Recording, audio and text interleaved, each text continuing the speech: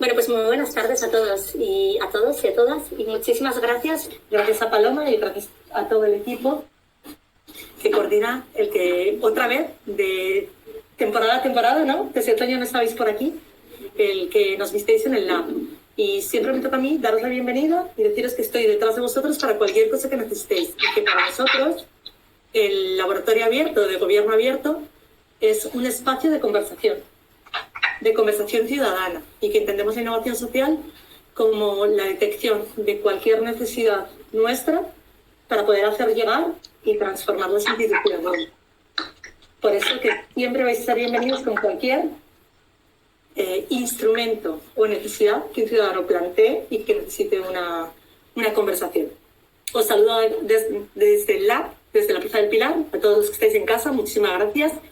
Y os dejo ya con la sesión, por favor, y que tengáis una sesión fantástica.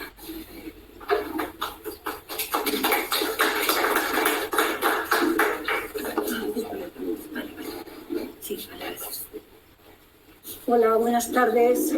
Bueno, ya me conocéis casi todos, soy Piluca Monreal, la presidenta de la Asociación TOC Zaragoza. Represento a todos los socios y una vez más os doy la bienvenida a los asistentes, tanto a los que estáis aquí presencialmente como a aquellos que están virtualmente.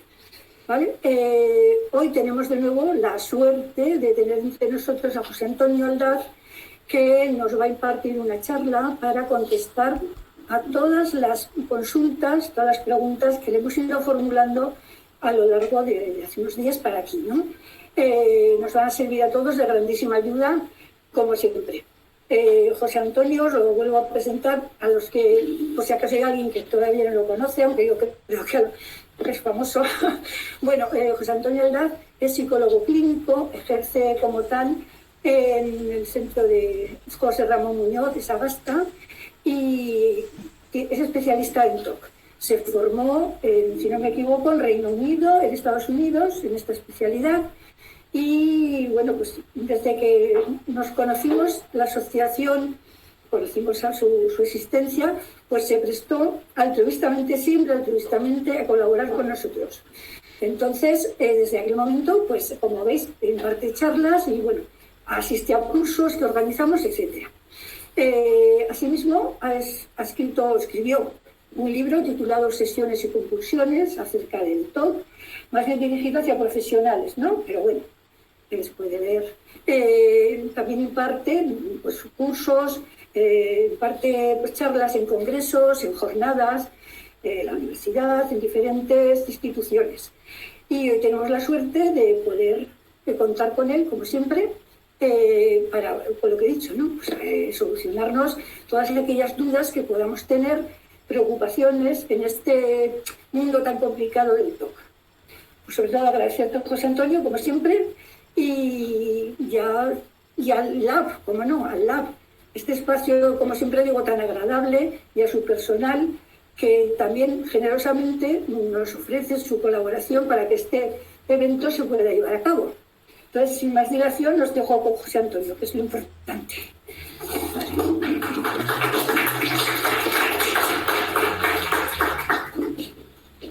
Bueno, en primer lugar, buenas tardes a todos y gracias por tus palabras, Piluca, siempre tan amables. Y decir que hoy la charla o el diálogo, porque me gustaría que fuera un diálogo si hay tiempo y espero que sí, va a girar en torno a las preguntas que habéis enviado a la asociación. A ver si esta vez nos da tiempo, porque últimamente nos quedamos un poquito cortos de tiempo para responder a todas las preguntas. Y si sobra un poquito de tiempo, porque entendemos que al empezar hoy un poquito antes vamos a tener un poquito de margen, podemos hacer algún tipo de coloquio o charla, si os parece bien, y si hay preguntas o aclaraciones que hacer. Pues paso directamente... Antonio, perdona, un segundo. De hecho, Paloma, se me ha olvidado decirlo, que cierren todo el micrófono las personas que están online. Sí, las personas. Si tienen alguna consulta, que la hagan por escrito. Vale, perfecto. Me dicen que... Ya dará paso a las preguntas. Perfecto. Me dicen que cerréis los micrófonos para no generar interferencias y que si hay alguna pregunta se haga a través del chat, que Paloma las redirigirá luego a la mesa y las comentaremos. Pues vamos a empezar con las preguntas, que hay bastantes interesantes. y a partir de ahí comentamos. La primera pregunta tiene que ver con la diferencia, es una pregunta casi, digamos, de psicodiagnóstico diferencial, ¿no? De la diferencia entre lo que puede ser una idea obsesiva y una idea delirante, ¿vale? Y cómo se distingue entre una idea obsesiva y una idea delirante.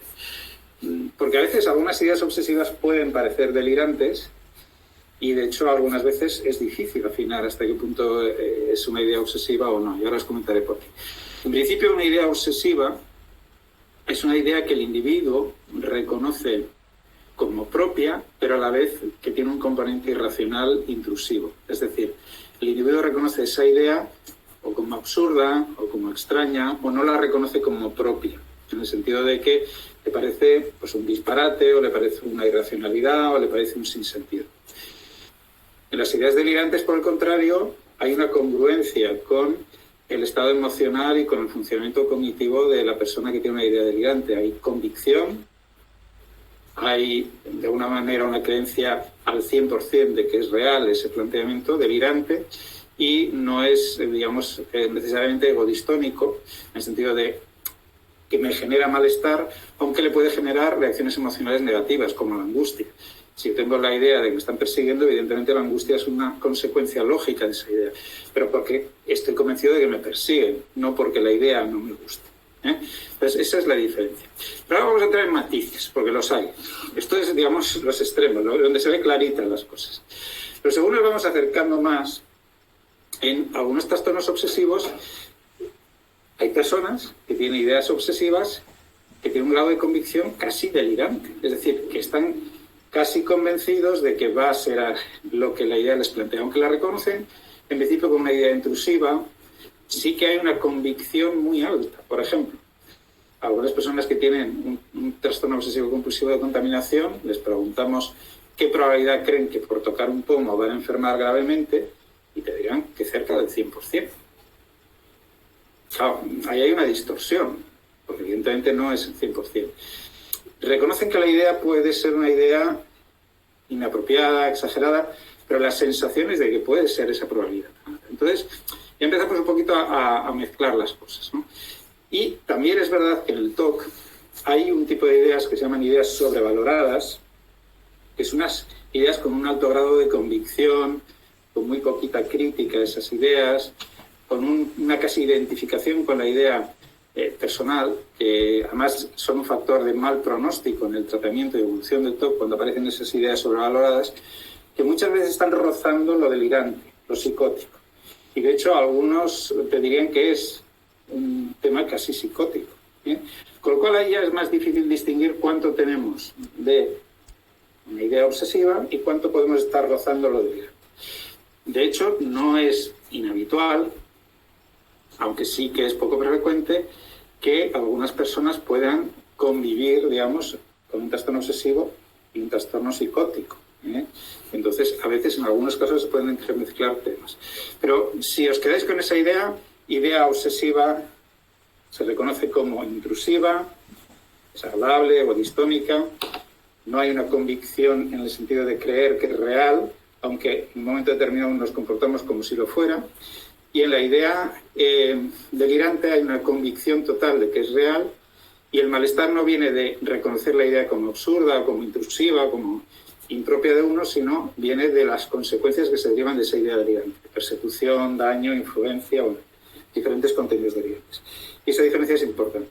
Pero las ideas sobrevaloradas en TOC, que son esas ideas cuasi, no son, pero cuasi delirantes, sí que hay que tenerlas en cuenta porque suelen ser un factor pronóstico negativo de cara al tratamiento. Porque estamos rozando un elemento que es muy difícil de trabajar. Si yo tengo un grado, en esas ideas sobrevaloradas, un grado de convicción muy alto, no me voy a enfrentar a mis temores que me generan esas ideas, voy a tener una convicción casi absoluta de que eso es real. Es decir, empezamos a entrar en un punto de distorsión personal y cognitiva. Bueno, vamos a seguir con la siguiente. Me preguntan por una técnica, estimulación magnética transcraneal, que alguna persona ha leído por ahí que es una nueva técnica. Bueno, lo primero que tengo que reconocer es que no conozco la técnica. A partir de aquí, de esta premisa, todo lo que va a venir a continuación digamos que no es... He mirado un poquito por encima antes de venir, pero vamos, no la conozco lo suficiente como para opinar. No sé si está indicada para el trastorno obsesivo. Yo en lo poco que he mirado no he visto que haya una indicación específica. Y tampoco sé qué eficiencia o eficacia tiene de cara a el abordaje de un trastorno obsesivo. Entonces, yo no tengo un conocimiento, digamos, de que esta técnica esté indicada, ni cómo funciona, ni en qué aspecto afecta al funcionamiento del sistema nervioso central. Sí que a veces hay técnicas psicoquirúrgicas, que no sé si alguna vez creo que las he comentado, en las que en determinadas partes, digamos, del córtex frontal y del sistema subcortical, sistema límbico, se meten unos electrodos, un poquito como se hace en el Parkinson, unos electrodos en unas zonas que se genera una electroestimulación interna, y en casos de TOC refractario a todos los tratamientos, es decir, el protocolo de la psicocirugía en TOC es muy estricto, en el que ha tenido que haber X intentos de tratamiento farmacológico con diferentes combinaciones y tipos de fármacos, X intentos con terapias cognitivo-conductuales y combinaciones varias que hayan fracasado, y cuando ya todos esos fracasos se juntan, el TOC es persistente y va a más, se puede plantear la psicocirugía. Aún es un estadio relativamente temprano. Digamos que hay evidencia mixta. En algunos casos se habla de una cierta mejoría, en otros casos una mejoría parcial, otros hablan de algunos casos concretos de una mejoría importante. Bueno, yo creo que aún está la técnica muy verde, y sobre todo porque no sabemos exactamente qué zonas del cerebro hay que impactar. Mientras que en el Parkinson está como más localizado el punto donde hay que implantar el electrodo, y dentro de un margen relativamente pequeño se puede acertar más o menos y evitar los temblores cuando son ya muy, digamos, disfuncionales.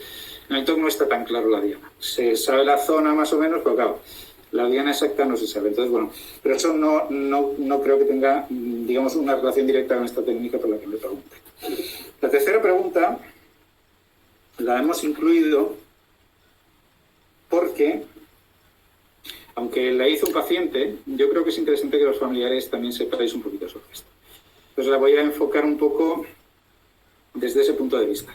Básicamente lo que me pregunta la persona que redactó esta pregunta es qué técnicas se recomiendan para el trastorno obsesivo-compulsivo cuando hay una depresión grave, procrastinación, bueno, pues todo lo que viene con la, digamos, depresión grave, y me habla de que solo conoce la terapia fármaco-cognitivo-conductual y la EPR. Y la EPR no funciona, o no le funciona en el caso de esta persona. Bien, no me extraña que no le funcione la EPR si tiene una depresión grave, porque la EPR deja de funcionar cuando hay una depresión grave.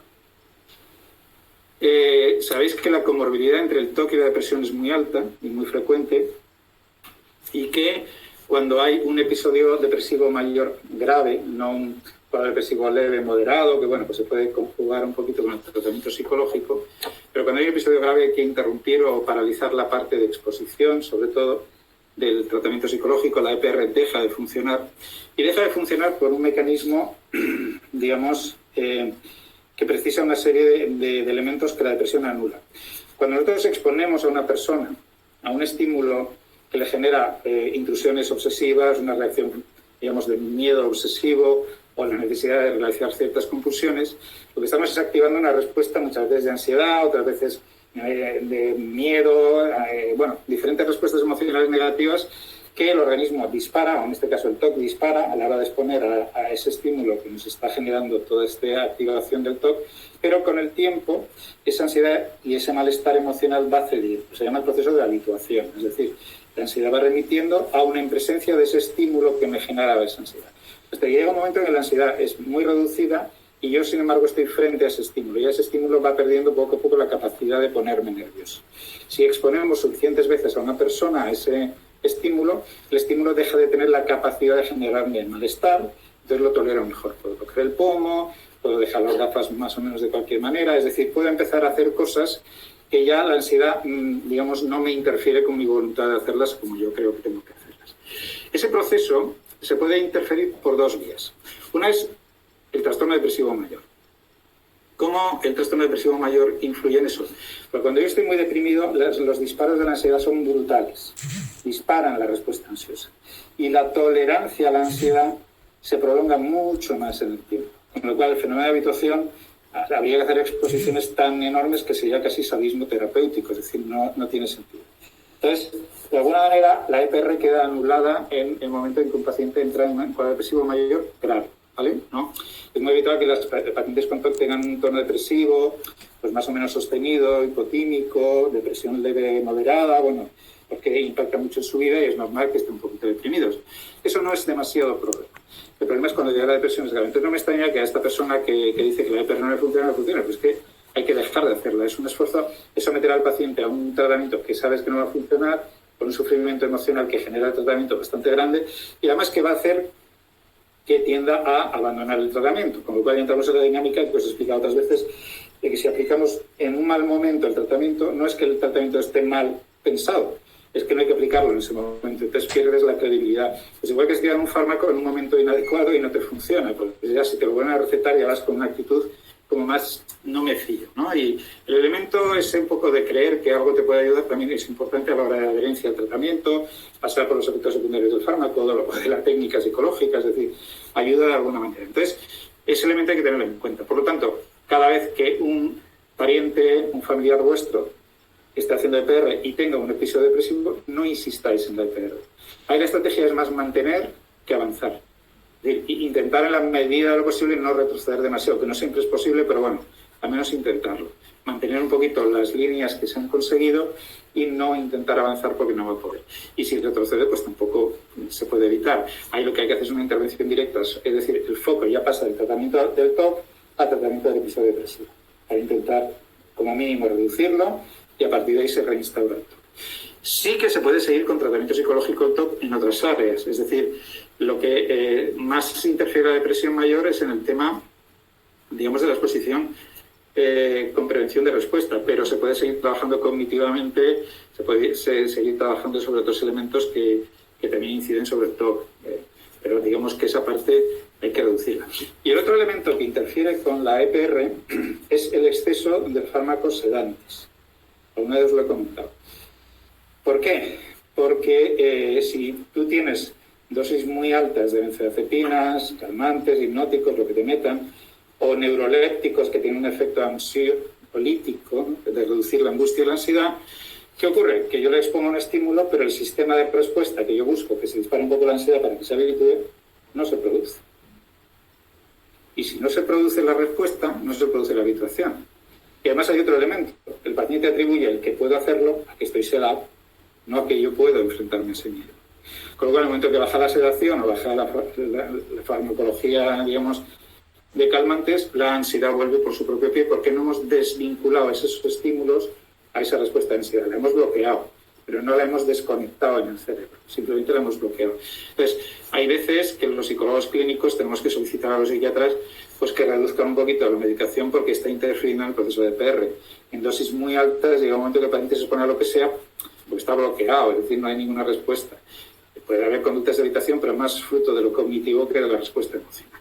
Entonces, digamos que suspender el tratamiento de EPR en depresión mayor grave es un buen criterio clínico. Hay que hacerlo así. ¿De acuerdo? Bien. ¿Qué terapias existen para el control de los rituales?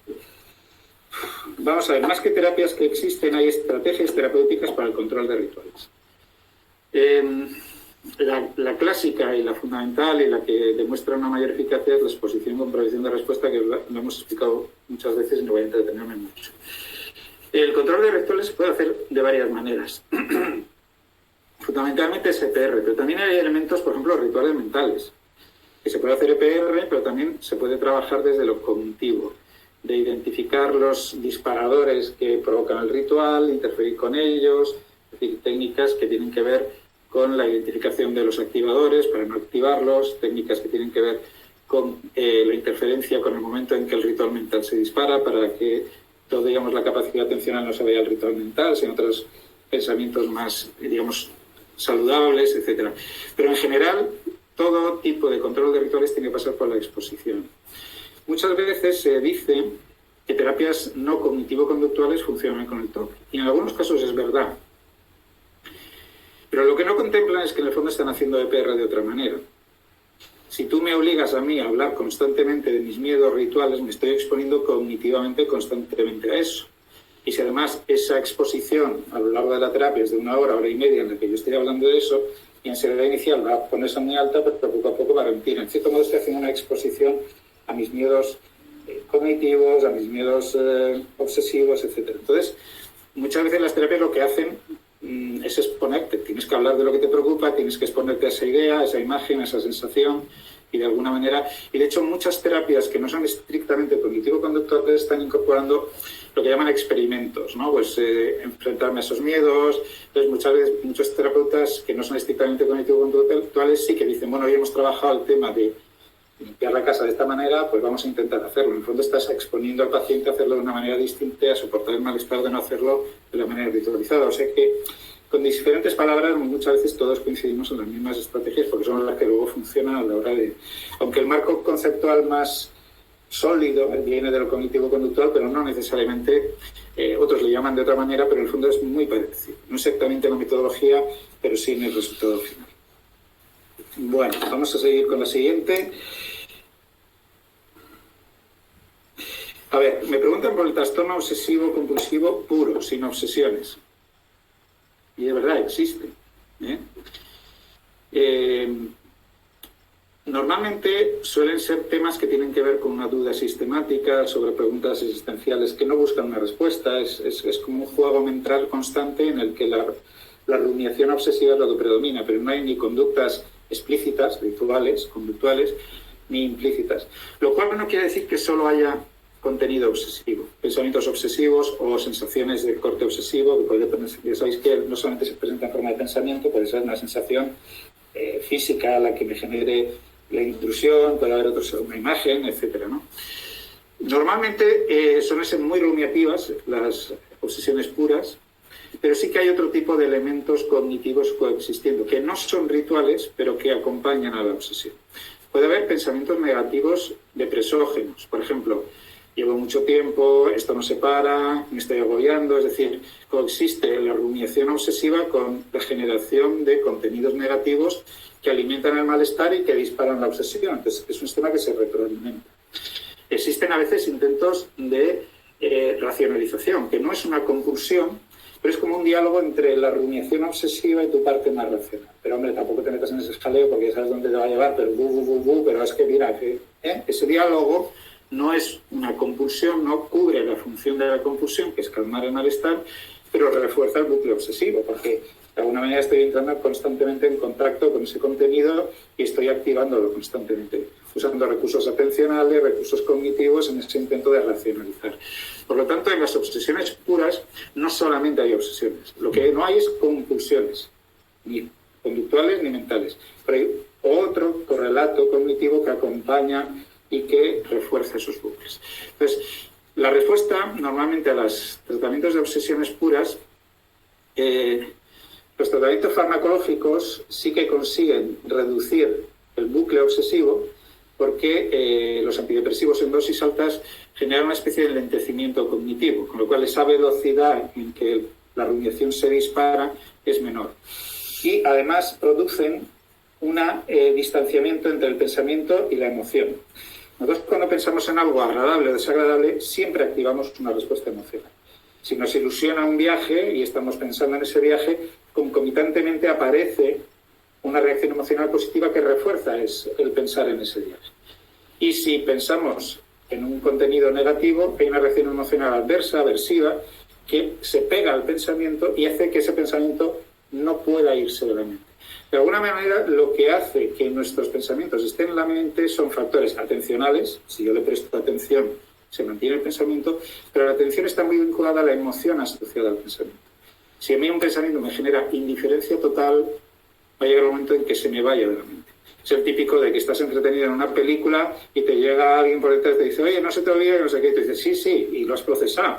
Y a los 30 segundos te dice, oye, ¿y de eso? Y dices, ¿qué me has dicho? Porque mi emoción estaba en a ver cómo se resuelve la trama o quién es el asesino o qué pasa, ¿no? Pero si un pensamiento me capta mucho la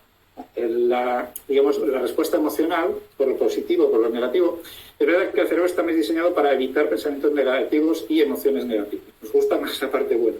Pero también la parte buena nos genera ilusión y no podemos dejar de imaginar qué vamos a hacer. O sea que siempre que hay una reacción emocional a un pensamiento, ese pensamiento tiene más probabilidades de mantenerse. Si es por el lado malo, pues nos va a generar más malestar y más impulsión. ¿Qué hacen los fármacos antidepresivos? Separan ese. Es decir, puedo pensar un pensamiento obsesivo, pero la carga emocional está como más lejana. Los pacientes describen como me he vuelto un poco más pasota de esos pensamientos, como que me generan un poquito más de indiferencia. Probablemente porque genera una especie de disociación, una separación entre ese vínculo que hay entre lo cognitivo y lo emocional, que van de la mano y se potencian. Y esa separación química favorece la reducción de la frecuencia y del malestar. Pero no suele hacer que el fenómeno desaparezca, simplemente que se enlentezca. Que ya de por sí es bastante, porque hay muchas personas que dedican horas y horas a eso y bueno, se alivia el malestar y se alivia la impulsión. Pero sí que hay que trabajarlo a nivel cognitivo, que detecten los precipitantes de esos pensamientos, las cadenas de pensamientos que se retroalimentan y que interfieran con ellas, es decir, técnicas de tipo cognitivo que ayudan un poquito. Pero en general la respuesta tanto a los fármacos como a las técnicas psicológicas no es todo lo ideal que debiera ser. En general, a los tratamientos psicológicos responden mucho mejor los pacientes que tienen algún tipo de compulsión. Por alguna razón, la compulsión es la vía de entrada del tratamiento para debilitar la estructura obsesiva. Nosotros tenemos herramientas bastante potentes para descomponer la compulsión y, por lo tanto, desmoronar un poco la estructura obsesiva, porque la mantiene la compulsión. Cuando no tenemos la compulsión para entrar, nos cuesta más entrar en esa estructura. Está más blindada a los tratamientos psicológicos. Lo cual no quiere decir que no haya una cierta capacidad de entrar, pero es más difícil. Y a nivel farmacológico pasa parecido. Lo que pasa es que a nivel farmacológico es curioso. Cuando hay un TOC muy compulsivo y poco obsesivo, porque se puede dar la otra cosa, es decir, que no haya ya obsesiones, aunque en su día las hubo, lo que hay es conductas compulsivas reiteradas, que si las dejo de hacer me generan malestar, pero no me generan intrusiones obsesivas claras. ¿Vale? Entonces, es un poco extraño, pero es así.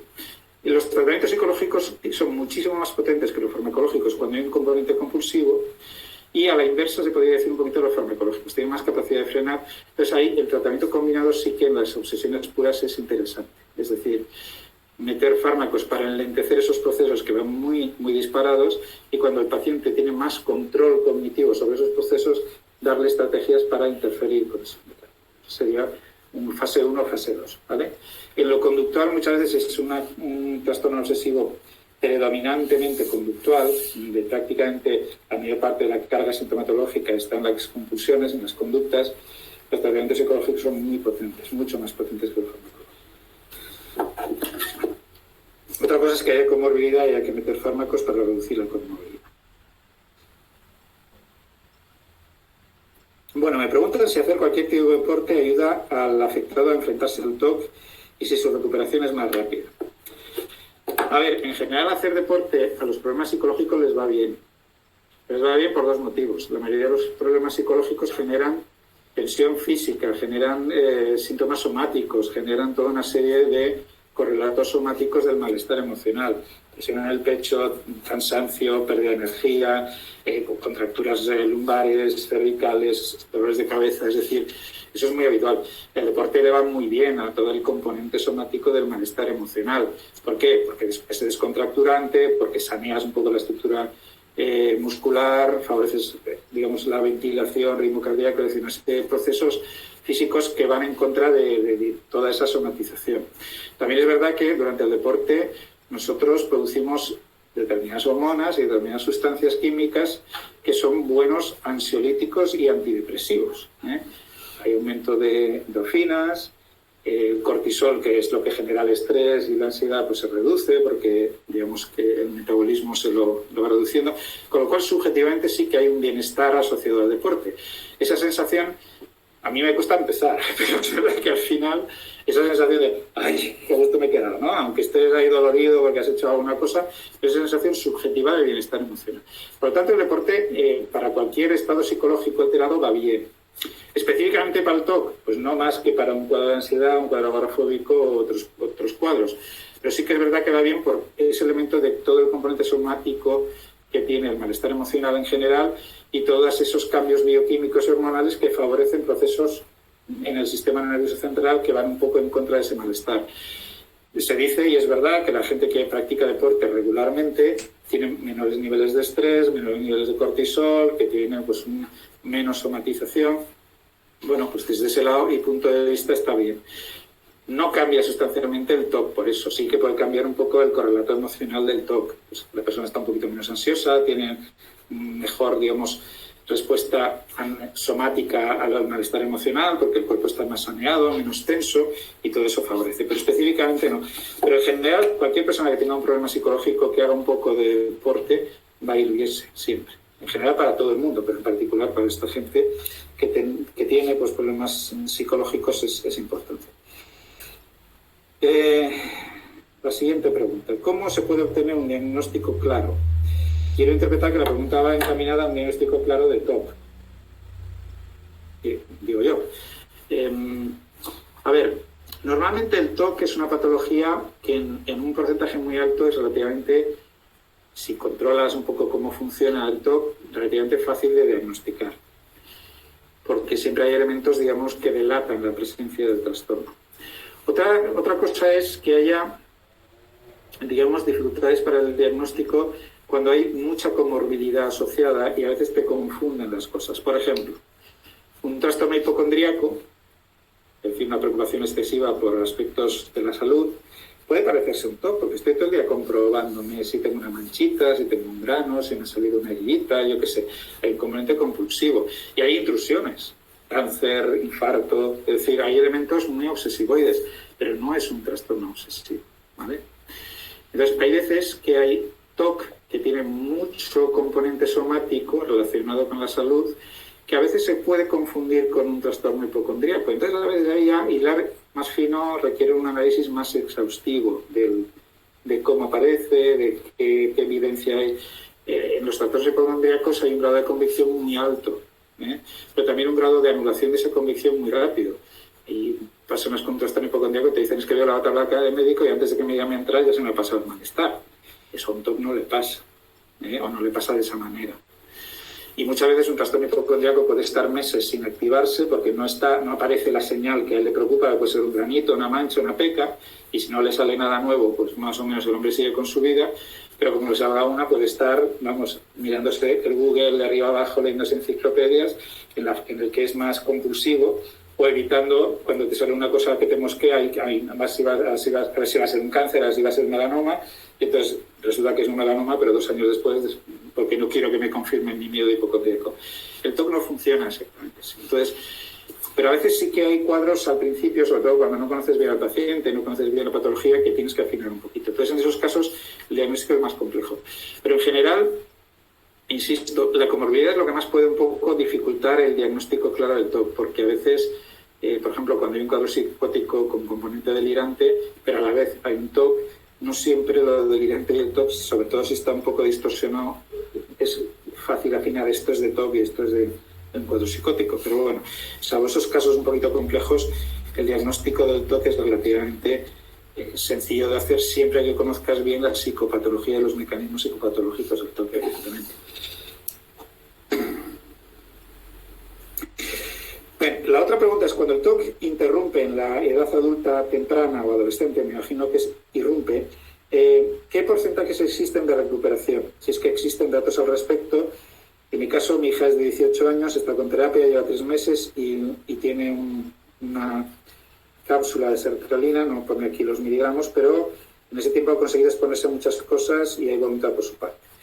Bueno, pues esto es un axioma fundamental y por eso insistimos mucho, y el trabajo que hace la asociación en ese sentido es muy importante, en la detección precoz. Es fundamental en TOC la detección precoz. Y el siguiente paso es obtener un buen tratamiento, claro, porque si no van unidos, la detección precoz y un mal tratamiento pues se cronifica y se hace iatrogenia y bueno, pues al final lo que estás haciendo es peor que el... ¿Por qué la detección precoz es importante? Porque no es lo mismo, por ejemplo, que el TOC lleve unos meses o un año más o menos funcionando y que lleve 8. Sabéis que el TOC es una enfermedad infinita, se va ganando en complejidad, en rituales, en estímulos que lo activan, en tipos de subTOC que se van activando uno sobre otro consecutivamente o coexistiendo. Es decir, tú ves un paciente que lleva 15, 20 años con TOC, o maltratado o no identificado, y es una complejidad brutal y de saber por dónde entro yo aquí. En cambio, en un TOC, digamos, relativamente activado en poco tiempo, la complejidad es mucho menor. Los automatismos inherentes a la conducta también son mucho menores, porque llega un momento en que las personas con TOC están ritualizando y no están haciendo el ritual muchas veces consciente. Son procesos que pasan a lo que se llama la memoria de procedimiento. Es decir, yo cojo el ratón de una manera determinada y como lo he hecho miles de veces, muchas veces no soy consciente de que estoy cogiéndolo de una manera determinada. Y muchas veces un primer trabajo que hay que hacer, y por eso hay que hacer observación de rituales muchas veces, es, oye, ¿te das cuenta cómo pones la mano cuando coges esto? Parece un poquito raro. Y entonces el paciente dice, anda, es verdad. O sea, ya está tan... Entonces, los rituales van ganando en complejidad, los automatismos. Es más fácil desmontar una conducta que se ha reproducido 2000 veces a una que se ha reproducido 3 millones de veces, porque los circuitos neuronales están mucho más consolidados, más automatizados, tienen mucha más capacidad de estímulo de correr que cuando no está tan consolidado. Entonces, desde ese punto de vista, el TOC es más vulnerable a los tratamientos cuando está empezando. Y, evidentemente, con el tiempo, pues el TOC es una de esas pocas no, es una de las patologías que nunca se cura espontáneamente. Mientras que hay otras que sí, en salud mental. Por ejemplo, hay cuadros depresivos que con tratamiento farmacológico remiten, con tratamiento psicológico remiten y sin nada también. La diferencia es que igual uno lo remites en un año y sin tratamiento igual es 3 o 4 años, pero al final remiten. Hay cuadros depresivos que remiten espontáneamente. Tardan más tiempo que con tratamiento, pero remiten. Hay cuadros de ansiedad que se activan, con tratamiento remiten, pero sin tratamiento también llega un momento en que remiten. O sea que la remisión espontánea forma parte de la evolución del cuadro. Ni en todos los trastornos de ansiedad ni en todos los trastornos depresivos ocurre ese fenómeno, pero en un número significativo sí que ocurre. En el TOC nunca veréis un cuadro de empieza un TOC, se activa, se dispara y luego se remite. Nunca. Es una enfermedad que una vez que se activa es muy difícil de parar. Y ya no te digo si estás en tratamiento, pues se vuelve compleja, intrincada, comórbida, porque puede empezar el TOC, pero luego vienen las limitaciones que produce el TOC, con lo cual pueden aparecer fobias sociales, pueden aparecer crisis de pánico. Estamos hablando de comorbilidad. Pierdo función social, pierdo oportunidades de trabajo, pierdo mi pareja, aparecen los trastornos afectivos. Es decir, se va engordando todo el cuadro de una manera que luego el tratamiento se hace cada vez más complejo y cada vez más difícil, porque tienes que atacar varios frentes a la vez y cada uno con su entidad propia y su tratamiento específico. Entonces, es muy importante la detección precoz, pero igual de importante es el acceso a tratamientos eficaces tempranos. Yo alguna vez en alguna exposición que os he hecho os he puesto una diapositiva en PowerPoint, un estudio sueco que se hizo a lo largo de 40 años. Y ahí trabajaban dos cosas. Bueno, dos no, varias. Una es la detección precoz. Tenía un sistema de detección precoz a través de pediatras, médicos de familia, en la que intentaban detectar rápidamente los cuadros. Inmediatamente había un equipo que se le asignaba a ese paciente para hacer un tratamiento intensivo en esa fase inicial. Y posteriormente había un equipo de seguimiento, porque ya sabemos que el TOC es muy proclive a recaer en situaciones de estrés, acontecimientos vitales estresantes, cuadros depresivos que pueden emerger por otras circunstancias y tal. Entonces, en ese cuadro obtenían mejorías mantenidas en torno al 60-70%. Ojalá en España tuviéramos esa tasa del 70% de los pacientes con una mejoría que les permitía una vida perfectamente normal. Y solo llegaban al 10, un poquito más, de cuadros que irremediablemente se deterioraban, porque también hay un TOC persistente y resistente que no responde. Pero claro, no se ha hecho ese estudio en España, yo creo que nos hace por vergüenza y por falta de medios. Pero si hiciéramos un estudio en España de los pacientes con TOC que llegan a una estabilización en su vida a lo largo de 40 años, en el que más del 60% lleva una vida relativamente normal y sin mayor interferencia del TOC, aquí no estaremos en cifra ni del 20, seguramente. Lo cual, lo que te está indicando es que no es que los suecos tengan TOCs más buenos y los hispanos tengan más malos. Lo que pasa es que los suecos tienen equipos terapéuticos muy potentes y recursos para ello y nosotros no. Y esa diferencia se nota. Pero se nota en cualquier aspecto de la salud. O sea, en ese sentido, enfermedades infecciosas, cáncer, me da igual. Si tienes equipos, tienes gente, tecnología, terapias, pues evidentemente la evolución es muy distinta.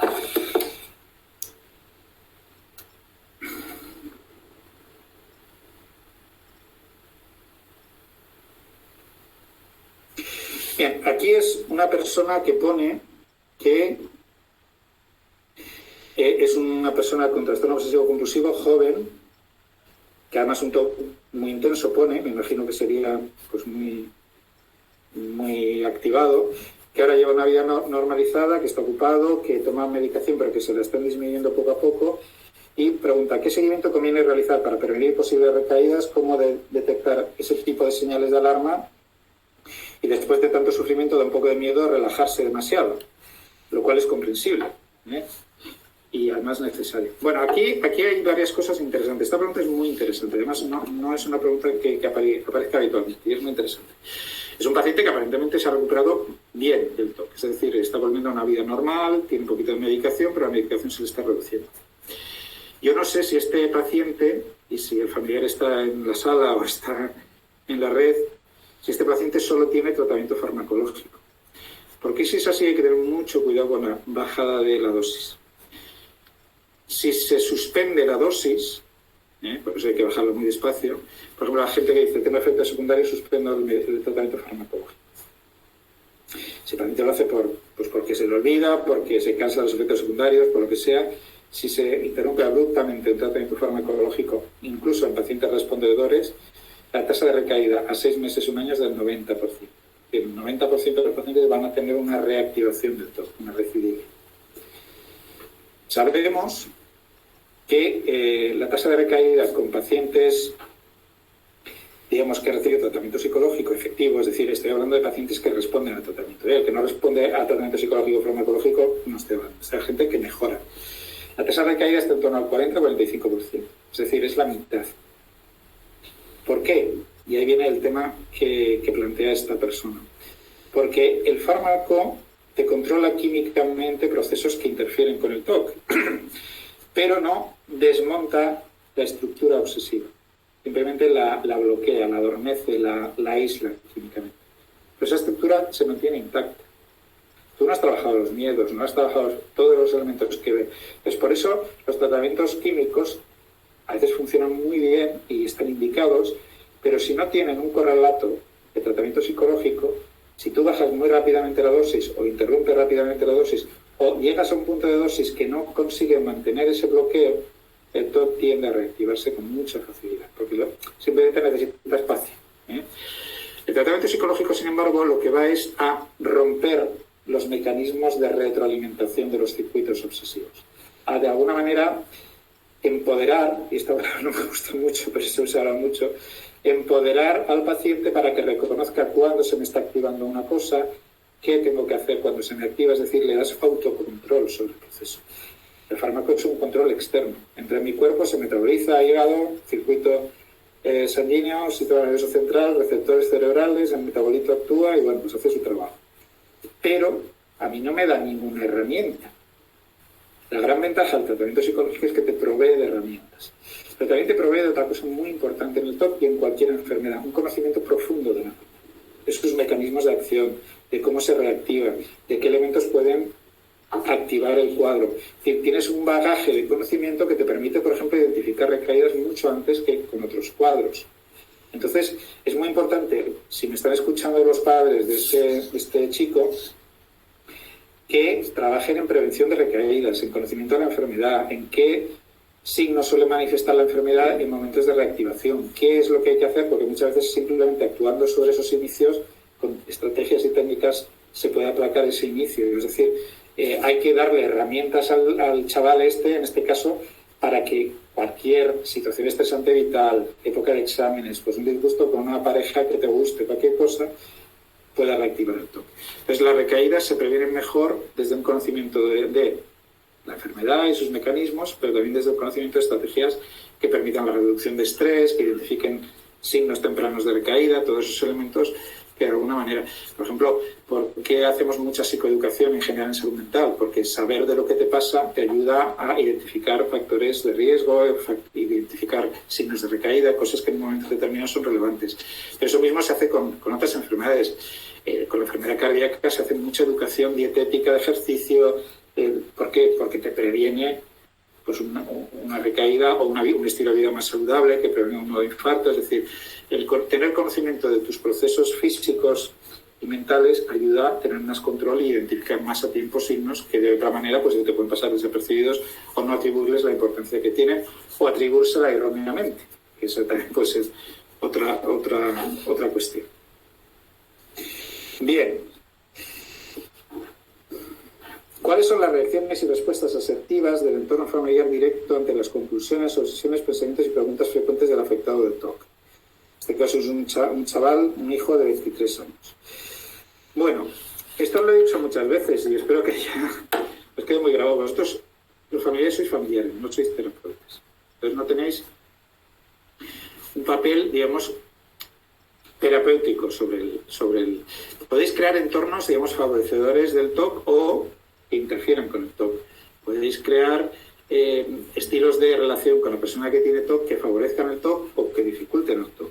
Y en ese sentido sí que es un papel muy importante el del entorno familiar y social. Pero no sois terapeutas. O sea, no es una cuestión de trabajo con el pensamiento negativo con mi hijo, porque probablemente si el hijo tiene un mal día y yo con mi padre puedo discutir, pues acabaré discutiendo y quizás con profesionales eso no sea.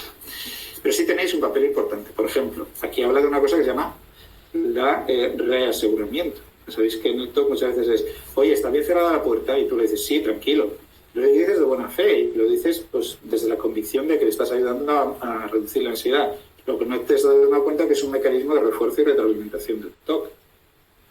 ¿Vale? Con lo cual, flaco favor le estás haciendo, porque depende de que tú le reasegures que pueda o no hacer las cosas. No tiene un control interno, es un control externo. Muchos familiares caemos en el error de reasegurar. Y muchos terapeutas, sin darnos cuenta, nos cuelgan reaseguraciones. Pero ¿estás seguro que me dijiste no sé qué, que había que hacerlo? Y cuando ves que es la tercera vez que eso lo explica, dices, me he enganchado, me he metido en ese bucle. Y no lo hacen de mala fe, no lo hacen a ver si le pillo. Es un mecanismo propio del trastorno que va buscando reaseguramiento en cualquier aspecto. Entonces, los familiares tenéis que tener mucho cuidado con eso. Y os he dicho muchas veces que el manejo es ya sabes tú, o míralo tú, o ya te he dicho antes lo que era, o una vez igual lo puedes aclarar, pero no más. De tal manera que el paciente tenga que manejar su propia ansiedad desde sus propias estructuras y recursos, porque si no se vuelve totalmente dependiente.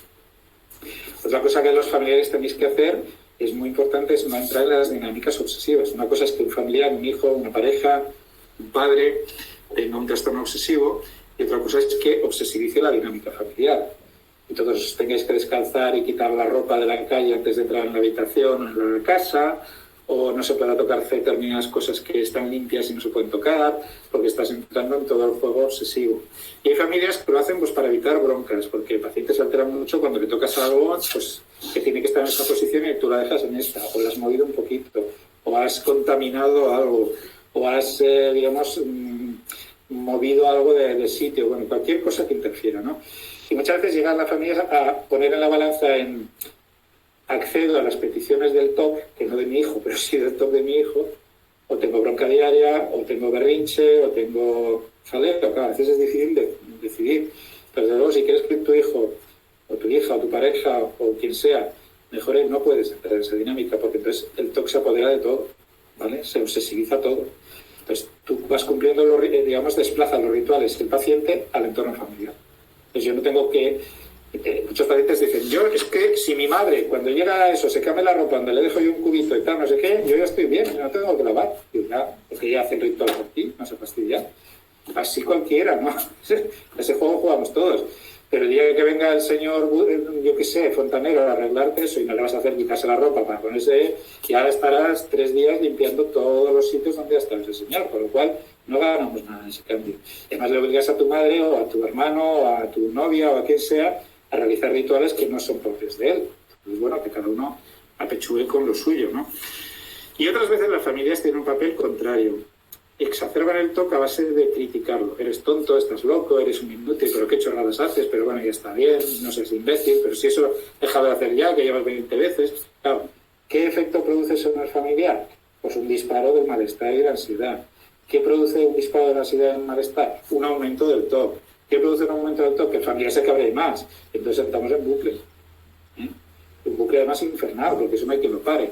El paciente se engancha en la conducta, el otro se enfada, al final puede acabar la cosa como el rosa de la aurora. El paciente mucho más perjudicado y el familiar muchísimo más certero. Entonces el manejo tiene que ser un manejo desde la empatía, desde el reconocimiento de tus dificultades para hacer ciertas cosas, pero tú tienes que enfrentar esas cosas. Si tú crees que eso está sucio y aún no controlas el ritual de limpieza, yo no voy a limpiar por ti. Igual te pido que no estés mucho rato, que tenemos que acostarnos. Te puedo pedir cosas que te marquen un poco la conducta en un tiempo razonable.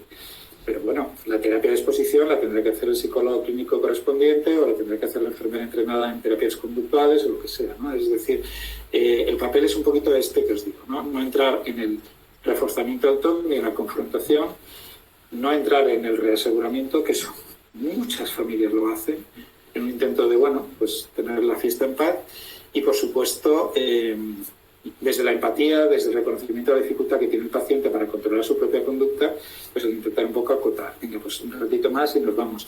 Pues ayúdame a subir la compra, que pesa mucho. No sé, cualquier cosa que interfiera con el ritual, que habrá veces que funcione y habrá veces que no, pero bueno, si cada vez que consigues que interrumpa el ritual y se involucre una actividad familiar o una normalizada, pues eso menos que tenemos. Entonces es muy importante ver esas diferencias y entenderlas. Desde luego la asertividad, porque aquí habla de respuestas asertivas. La asertividad no es... La conducta asertiva se nutre de dos elementos.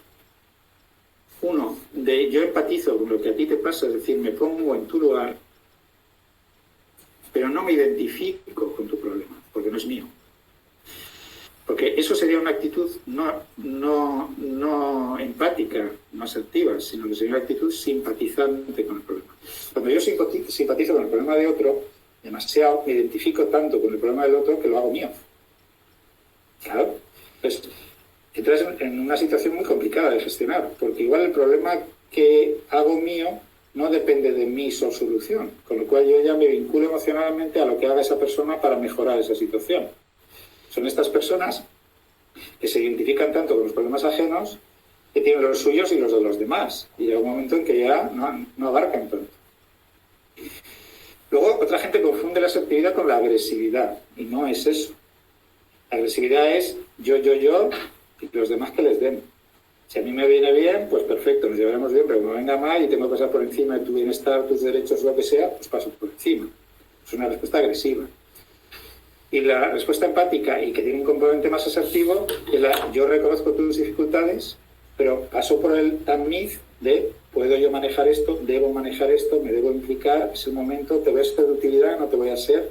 Y ese tamiz me permite respuestas asertivas, que puede ser sí o no, simplificando mucho. Es decir, por ejemplo, a la hora del reaseguramiento, mucha ansiedad, dime que está bien cerrado porque estoy muy nervioso. Si tú te identificas en exceso, te acaba diciendo, está bien cerrado, tranquilízate, ¿no? Y el paciente se tranquiliza. Blanco favor. Si vas al lado agresivo, mira, déjame en paz, que estoy viendo el telediario y no me entero de las noticias, vete a toda cosa. Pues ahí evidentemente vas a disparar más la ansiedad. Pero si reconoces, sé que te cuesta manejar esta ansiedad, pero no te puedo decir porque ya sabes que esto lo tienes que manejar tú. Tendrás que ver cómo manejar esta situación para poder controlar esa ansiedad. Has ido al psicólogo, te lo he explicado 1000 veces, bueno, me puedes recordar cosas que sabes sobre el cuerpo. Y de alguna manera empatizas. La ventaja de ser asertivo y empático es que tienes margen de maniobra ante los problemas. ¿Me meto o no me meto? ¿Hasta dónde me meto? Si te pegas a los problemas ya no tienes margen. Y si los expulsas, pues ya no te lo digo. Entonces, ese comportamiento asertivo no es la firmeza agresiva, es la firmeza desde la empatía, la de no porque creo que es lo mejor que puedo hacer por ti. La mejor forma de ayudarte ahora es no contestarte a lo que me estás pidiendo o no hacer el ritual que tú me estás pidiendo. Aunque entiendo que estás ansioso, aunque deseas que yo lo haga y te tranquilice, pero no puedo ayudarte de esa manera porque no te estoy ayudando. Eso es un poquito de esa posición, ¿vale?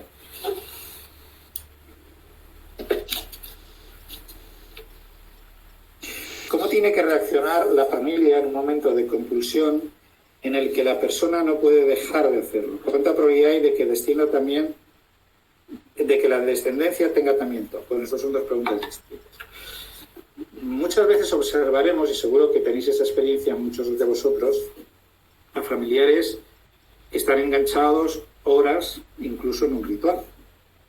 Y incluso en algunos casos el ritual no tranquiliza al paciente. Por definición decimos todos, bueno, salta la intrusión obsesiva, se genera mucho malestar, hago una compulsión, controlo el malestar hasta que me vuelva a aparecer mucho. Pero eso no es cierto siempre. En algunos casos sí, yo me lavo bien las manos, aunque esté 20 minutos, y luego si voy así por la casa, pues estoy un rato tranquilo porque no me contamino, ¿vale? Pero sí que es verdad que hay algún tipo de compulsiones que generan el efecto contrario, un disparo creciente de la ansiedad. Eso se ve muy claramente, por ejemplo, en el TOC de comprobación. En el TOC de comprobación el paciente puede llegar a tener una crisis de pánico enganchado en el ritual. Porque igual lleva 1 hora subiendo y bajando, yo qué sé, la braveta, el cinturón, el jersey, es consciente de lo absurdo, es consciente de que ha perdido el control. Cuanto más ansiedad tiene, más compulsiona. Y entonces entra en un bucle en el que puede llegar a tener una crisis de pánico, una crisis de ansiedad. Es decir, que igual hay que ir corriendo a urgencias o darle un orfidal o intentar... entonces, hay veces que la compulsión tiene el objetivo o acaba siendo, digamos, el disparador de crisis de ansiedad, no frena la ansiedad. Eso en la comprobación se ve muy fácil. Gente que dice, llevo 25 minutos en este interruptor y llego tarde al trabajo. Entonces, llego tarde al trabajo, pero mi dedo no puede dejar de encender y apagar el interruptor. Con lo cual llega un momento en que la ansiedad se dispara, tengo que compulsionar más, se dispara más, entonces ya tengo como una especie de pegamento a esa conducta. Y entonces aparece la crisis de ansiedad, o puede aparecer la desesperación, o puede aparecer cualquier cosa. ¿Qué podemos hacer?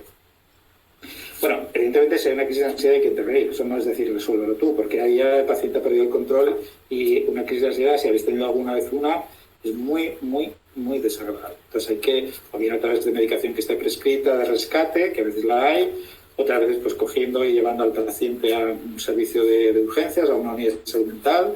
Si es por la mañana se suelen atender ese tipo de casos donde se les da tratamiento.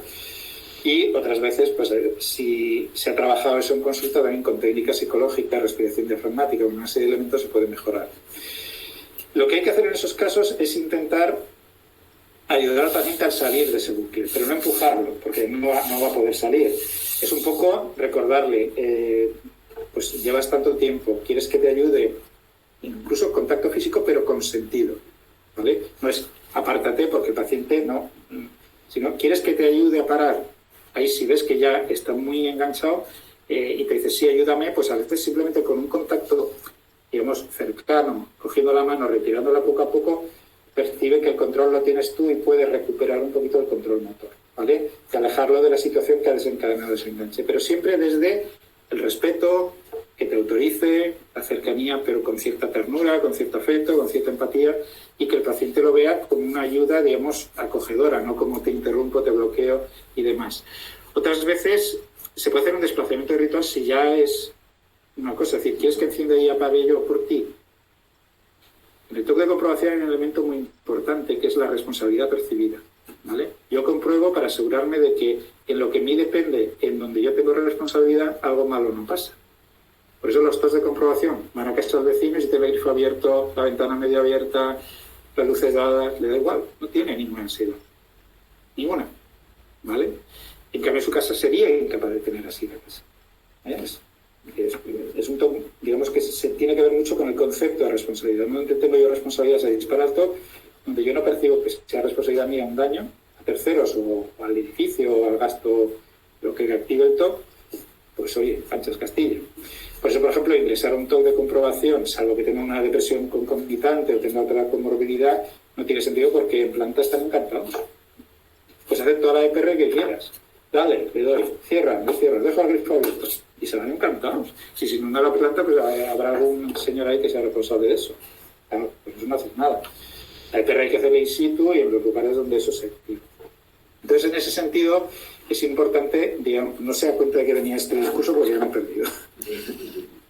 Sí. ¿Cómo contener? Insisto, si además de la comprobación aparecen cuadros de ansiedad ya graves, hay que intervenir porque sí que el paciente incluso te va a pedir, oye, ayúdame porque me estoy yendo. Y si no, pues intentar interferir, recordarle el tiempo que lleva, pero no desde el reproche, sino llevas 25 minutos, ¿quieres que te ayude a parar un poquito porque es mucho tiempo? ¿O quieres que lo haga yo por ti para interrumpir al menos esa secuencia? Un poquito de ese tipo de estrategias. Habrá veces que funcione, habrá veces que no, que el TOC ya cuando... Muchas veces se paran por puro cansancio físico. O sea, llega un momento en que el cansancio físico es tal que se derrumba. Entonces paran. Pero paran porque el organismo ya no puede más. De abrir, cerrar, subir, bajar o todo lo que implique. ¿Vale? Descendencia TOC. Bueno, Se han hecho bastantes estudios genéticos para ver si hay una carga genética en el TOC. Hay estudios que miran genes que procesan, por ejemplo, la serotonina, las vías serotoninérgicas, y se ha visto si hay algún gen específico que defina las vías serotoninérgicas y que de alguna manera se pase de unos individuos a otros. No está claro. Hay estudios que apuntan a que podría haber una base genética, hay estudios que no. Por lo tanto, la respuesta es probablemente que no sabemos aún exactamente los mecanismos de transmisión. Hay datos curiosos, por ejemplo. Sí que sabemos que la mayoría de las personas que tienen TOC tienen al menos en sus padres o en sus abuelos, pero preferiblemente en la generación de los abuelos, algún trastorno psiquiátrico. Pero no específicamente TOC. Un cuadro depresivo, un cuadro esquizofrénico, algún cuadro de ansiedad. Es decir, a veces salta como una generación, entonces la generación intermedia se libra de alguna manera, pero muchas veces no con una enfermedad concretamente obsesiva, pero sí con patología. Sí que hay veces que el TOC corre por las venas de algunos pacientes. Tú estás tomando historia y estás viendo que el abuelo era un TOC, que la madre era un TOC y que una hermana también es un TOC, entonces ahí evidentemente tiene que haber un componente genético.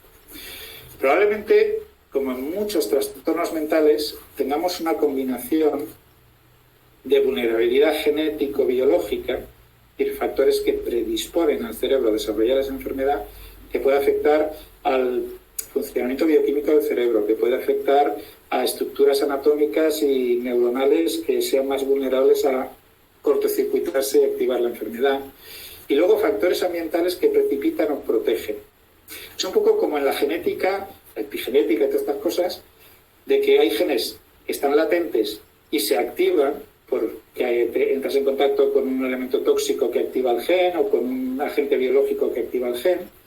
Y hay otras veces que si no entras en contacto con esos elementos, el gen sigue latente. ¿Entendido? Entonces, eso lleva probablemente a que muchos trastornos mentales, por ejemplo, el hachís no provoca un cuadro psicótico. Pero es verdad que muchos chavales de hoy en día tienen el cuadro psicótico en el contexto del consumo de hachís. ¿Por qué? Probablemente porque las vías por las que se procesa y actúa el hachís en el sistema nervioso central son vías que tienen que ver con la psicosis. Y que de alguna manera, si tienes receptores vulnerables o estructuras vulnerables, no soportan bien ese agente y se desactiva, digamos, la protección y aparece el cuadro. Entonces, antes, ¿sabéis cuándo ocurrían los primeros brotes psicóticos? No era con el hachís, era con la mili. Muchos brotes psicóticos eran en el campamento en los 2 primeros meses de mili. Empezaban a tiros, el sargento decía, este se ha vuelto loco, venga, exento. Algunos lo imitaban bien, pero bueno, se les solía calar. ¿Por qué? Porque de repente ser un chavalito de pueblo o de ciudad de 18 años que te llevan a la otra punta de España con el sargento chusquero que te está todo el día dando por saco, diciéndote de todo menos bonito, te sobrecargas y no tienes recursos suficientes, eres una persona vulnerable psicológicamente, tus recursos de contención y de manejo se desbordan y haces un brote psicótico. Entonces era muy frecuente. A los 2 meses mandaban para casa psicotizado a muchos chavales de 18 años, muy frecuente. Porque era el elemento precipitante, ¿vale? Entonces, probablemente estamos hablando de factores de vulnerabilidad que hacen que es más probable que en un momento determinado aparezca el TOC, ¿vale? Pero también hay factores ambientales. Por ejemplo, determinados patrones educativos hacen más probable el TOC, ¿vale? No quiere decir que causen el TOC, pero sí que puede aparecer el TOC. Por ejemplo, una educación muy rígida, inflexible y muy estricta. Porque es una educación muy obsesivizante, muy de todo, nada, sí, no, bien o mal. Entonces, muchas veces, cuando apelamos a un niño de 7 o 8 años a la responsabilidad, los adultos tenemos que tener mucho cuidado y modular la responsabilidad a nivel de madurez de ese niño. Porque si exigimos máximos de responsabilidad, estamos generando estructuras que te hacen muy vulnerable al TOC. El TOC se nutre a nivel metacognitivo, digamos, estructuras superiores del cerebro, de la estructura, digamos, jerárquica del sistema cognitivo, de, por ejemplo, un concepto distorsionado de la responsabilidad. Si vosotros miráis, detrás de cada conducta obsesiva hay un patrón de responsabilidad. Responsabilidad porque no se contamine nadie con una falta de acción o inacción por parte mía. Responsabilidad por dejarme el gas dado y que haya una explosión.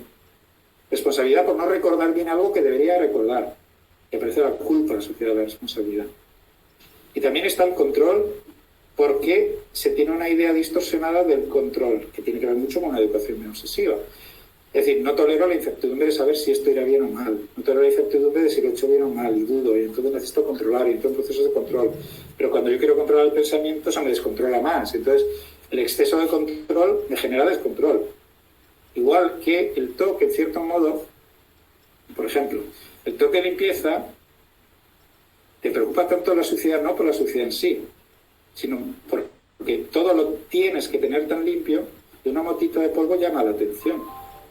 Si yo tengo una limpieza normal, una motita de polvo no llama tanto la atención. Si yo tengo un orden razonable, el orden estricto no me indica. Un orden razonable no te dice si algo está movido.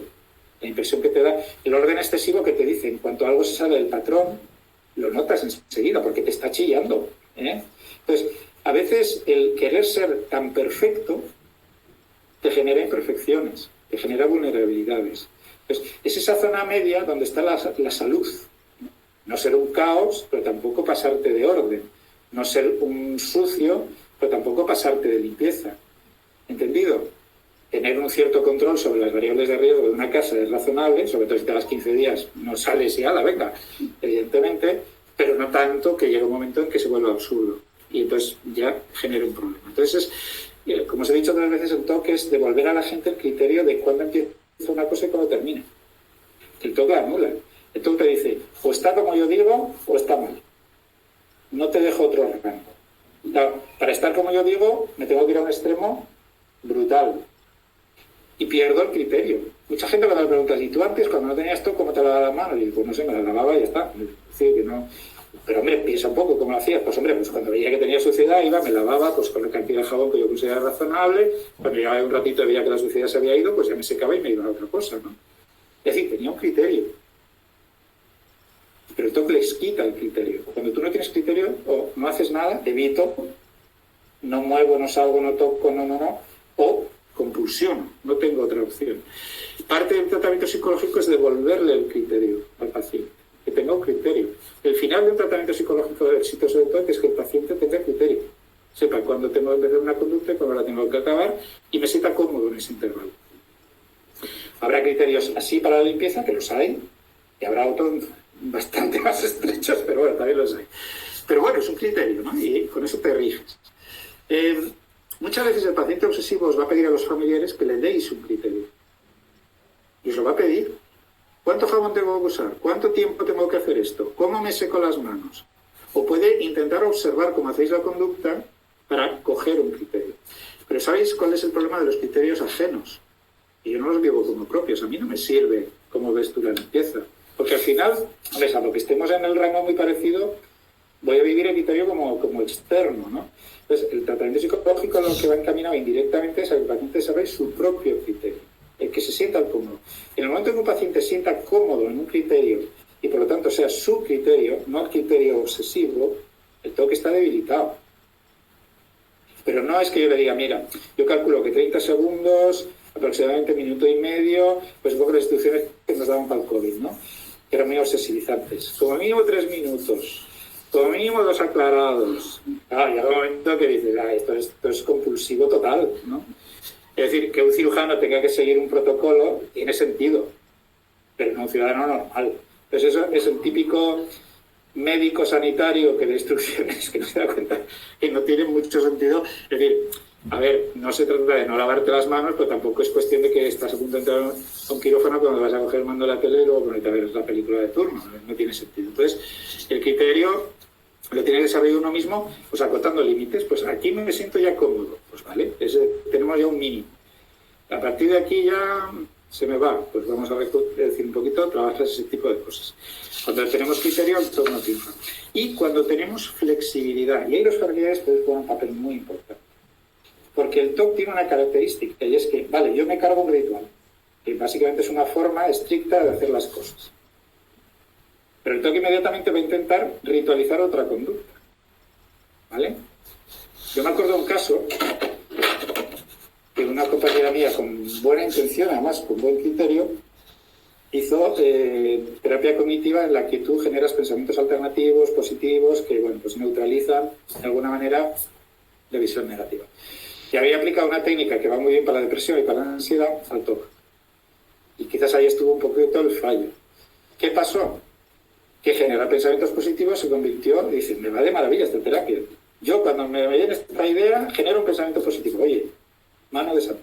Terapia cognitiva FETEN, lo mejor que hay. O sea, dices, y si no genera un pensamiento positivo, no, entonces fatal. O sea, se había convertido en un ritual mental, sin más. Es decir, el TOC lo había incorporado a su juego patológico. Entonces, muchas veces pasa que tú dices a un paciente, bueno, venga, ya te lavas bien las manos, pero de repente el TOC ve que ya no estás 20 minutos, que no usas cantidades ingentes de jabón o unas gotitas de lejía, es decir, más o menos has quitado el ritual, pero de repente empiezas a observar que necesitas hacerlo empezando por la mano izquierda y luego a la derecha. Entonces, eso acaba ritualizándose y luego se va volviendo más intrincado el ritual. Entonces, es muy importante que desde la familia le recordéis que tiene que jugar un poquito como al regateo con el TOC. Es el Messi y el TOC es el que quiere quitarte el balón. Entonces, siempre tienes que improvisar una variante sobre lo habitual, porque lo habitual se acaba obsesivizando si tienes un trastorno obsesivo.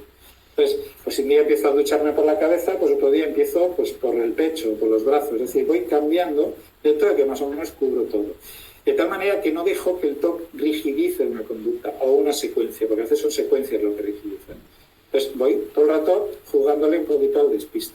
Ahí en la familia podéis observar que está empezando a ritualizar sobre una nueva conducta que en principio no era obsesiva y que se puede convertir en un nuevo ritual y recordarle, recuerda, tienes que alternar, primero una cosa a otra, primero el jabón a la derecha, luego a la izquierda, que da igual, un día, elige el día al azar, da igual, pues según te venga, en ese momento, pero que no sea siempre el mismo, que no sea siempre empezando por el grifo con la derecha, y porque va a tender a que si no es la derecha, romperle un poco la esclerosis que busca el toque, la rigidez, el patrón inflexible. Y ahí la flexibilidad es un buen antídoto, la flexibilidad conductual sobre todo. Entonces, la familia sí que podéis observar esas conductas, porque podéis ver, y seguro que alguna vez lo habéis visto, cómo el paciente comienza a ritualizar. Y cuando comienza a ritualizar aún tiene un poquito de control. Con lo cual es muy importante recordarle, cambia la secuencia, cambia el orden. Cambia, pues empieza por enjabonarte y luego le echas un poquito de agua para que haya más jabón. ¿No? Que solo, me explico, ese tipo de cosas que pueden ayudar a combatir el desarrollo de nuevos rituales o el mantener las conquistas sobre los rituales anteriores. Bueno, aquí me hace una pregunta que no sé si tiene que ver con el TOC. ¿Por qué se realizan acciones sin pensar en las consecuencias? Esto es casi para un tratado, digamos, de filosofía. No sé, a ver, puede haber varias explicaciones. Primero, una de ellas es la impulsividad. Hay veces que tenemos personalidades impulsivas, por ejemplo, hay trastorno de personalidad donde la impulsividad es brutal, como el TLP, por ejemplo, el trastorno límite de personalidad. Es impulsividad pura, ¿no? Entonces, claro, actúan un poco en base a estímulo-respuesta, ¿no? No media nada de por medio, decir, me conviene o no me conviene, es correcto o no es incorrecto, qué puede pasar, que sería un mediador cognitivo que modula entre el estímulo y la respuesta, modula un análisis de opciones, consecuencias y demás. Normalmente, cuando hacemos acciones y no miramos las consecuencias es porque estamos en modo emocionalmente impulsivo. Porque igual estamos emocionalmente alterados por un disgusto. Pues porque en un momento determinado estamos bajo el efecto de sustancias que bloquean los mecanismos inhibitorios del cerebro. ¿Por qué 2 cubatas te ayudan a ligar mejor? Porque todos los mecanismos de inhibición cortico-subcorticales están bloqueados. Entonces puedo decirle a la chica lo primero que me viene. Si digo, igual me mira mal, igual me dice qué tontería, pues ¿y tú de qué vas? Entonces ya no lo hago. Entonces normalmente eso suele ser así.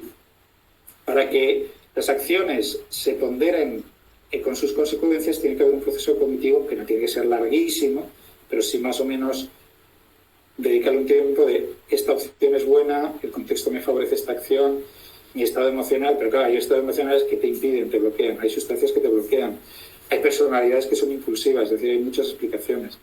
Entonces, muchas veces, por ejemplo, tomar decisiones en momentos en que estamos emocionalmente muy alterados, no sé qué santo, porque yo de santos no controlo mucho, dijo que no hacer mudanza o algo así en tiempos de tormenta, o no sé cómo me has dicho, ahora no me acuerdo, pero tiene razón, es decir, a veces hay que darle un par de vueltas a las cosas. Pero muchas veces actuamos porque hemos tenido un mal día, estamos cansados, no pensamos demasiado y nos ponemos a hacer algo y luego pues se nos monta una gorda, ¿no? Pero ya a veces es tarde. Bien. ¿Con la ansiedad cuesta más razonar? Sí, claro. Cuesta más razonar por dos motivos. Primero, porque la ansiedad tiende a focalizar la atención en lo que la ansiedad le preocupa. Y perdemos un poquito de racionalidad. Por ejemplo, tú puedes razonar y el fóbico te va a razonar de que es verdad que un ratón a un tío de 1,85 m pues no le va a hacer gran cosa. Pero como veo un ratón, me da un ataque de pánico. ¿Por qué? Porque me dispara de tal manera la ansiedad que la parte racional no tiene control sobre ese proceso. Con lo cual hago conductas irracionales de salir corriendo, gritar, subir una escalera, yo qué sé. ¿Vale? ¿Por qué ocurre eso? Porque dentro del cerebro hay una jerarquía de mando, de procesamiento. No todos los estamentos cerebrales tienen, digamos que hay capitán general, hay teniente coronel y hay soldado raso, ¿vale? Y nosotros tenemos una parte en el sistema límbico, que es el sistema de regulación emocional, es la amígdala, que se manda mucho, muy chiquitín, pero manda mucho. Y menos mal que manda mucho, porque está diseñado para eso, precisamente. Es nuestro sistema de alarma interna y externa. Es como una especie de radar constante que va buscando peligros y amenazas para la integridad física del individuo. Entonces, si yo voy caminando un día con vosotros tranquilamente, jiji, jajajaja, pero por el rabillo del ojo veo un tío con mala pinta y algo que brilla en la mano, voy a cortar la conversación y voy a decir inmediatamente sí. Porque hay un procesamiento paralelo que está buscando ruidos, brillos, señales que me indiquen a mí amenazas, ¿vale? En el momento en que la amígdala detecta una amenaza, la primera cosa que hace es dispararme la ansiedad. Automáticamente, algo así, ¿no? En el momento que me dispara la ansiedad, toma el control. Y la ansiedad es buena. O sea, quien diga que la ansiedad es mala, miente. La ansiedad adaptativa es buena. Porque me moviliza todos mis recursos en pos de una amenaza que puede ser real o no, pero la voy a valorar. Con lo cual, ancla mi atención en la amenaza. Ya me puede venir alguien con un chiste bueno, me pueden enseñar el coche que me encanta, yo qué sé, que yo voy a estar ahí focalizado. Con lo cual, la ansiedad ancla la atención en lo que yo percibo como una amenaza. Me la ancla en el ratón, y me la ancla en lo mal que lo estoy pasando con el ratón. No en que yo soy un tío de 1,85, peso 90 kilos y podría hacer así, cargármelo. Es que ni se me ocurre, ¿vale? La otra cosa que hace la ansiedad es me activa metabólicamente, porque la ansiedad tiene que generar respuestas de huida o ataque, o de inhibición. A veces me quedo quieto y pasan y no me ven, ¿no? Y normalmente tengo que generar una respuesta motora. Y a partir de ahí, lo que se me dispara es el metabolismo, ¿no? El metabolismo se dispara. Cuando yo hago una descarga porque me echo a correr porque el kinky me quiere atracar y yo corro más que él y me subo a las escaleras y llego a la casa en 30 segundos, me salva y la ansiedad remite.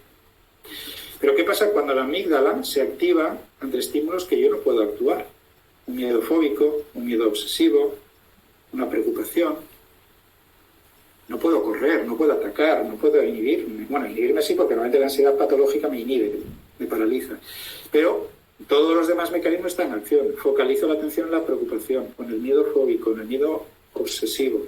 Ya la razón pierde capacidad de influir. Pero precisamente por una base neuroanatómica. La neuroanatómica es la siguiente. De la amígdala a todo el cerebro, el córtex frontal, estructuras motoras, estructuras, digamos, visuales. La amígdala tiene autopistas alemanas de estas de autobahn que van a 400 por hora y de toda leche, porque tiene que mandar señales a los ojos, a las piernas, al procesamiento central de, oye, fíjate en esto, no te fijes en eso y no me vengas con tonterías ahora. Es decir, ordena y manda para intentar salvar la situación. Entonces, tiene el control absoluto sobre eso. Como tiene el control absoluto, el córtex cerebral, que es la parte racional, la que tiene procesos cognitivos superiores, le dice, oye, mira que es un ratoncito pequeño, oye, que has tocado el pomo, pero que no tiene mayor suciedad, oye, que lo que sea. Pero esas son carreteras de estas de Huesca, y si alguien de Huesca no es por ofender, pero es que a veces que vas así y para ir por los 20 kilómetros tardas 2 horas, casi, porque, en fin, la carretera está como está. Claro, cuando llega la señal racional estoy llamando 40 más de otro tipo. Entonces hay una jerarquía y una prioridad de procesamiento. Entonces, en el momento en que se dispara la ansiedad patológica, es la ansiedad la que gobierna, no la razón. Por eso hacer terapias racionalizadoras muchas veces no funciona. Claro que sé yo que un ratón es una tontería. Claro que sé yo que en el fondo tocar un pomo no me va a provocar un cáncer. ¡Qué tontería! Pero la ansiedad puede más que eso, ¿eh? Va por encima de la razón. Entonces, hay que trabajar con la experiencia emocional. Por ejemplo, por eso la EPR funciona, porque en el fondo lo que me expongo es a la ansiedad, no la racionalizo. de alguna manera le digo a la amígdala, este estímulo descatalógalo como amenazante. De alguna manera estoy reprogramando. La amígdala es una parte del cerebro que aprende de la experiencia. Por ejemplo, si nosotros estábamos a un pigmeo aquí, duraría 2 días. Pues se metería un jaleo y seguro que le pilla un coche, un autobús o un tranvía, porque no tiene las variables.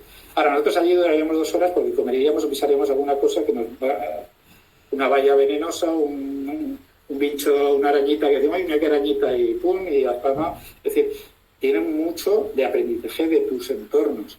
Por eso, nosotros a los niños vamos educándoles la amígdala. Pupa, cuidado, no. Vamos diciéndole los enchufes, si metes ahí el dedo, malo. Y lo vamos haciendo a base de pues pararle la conducta.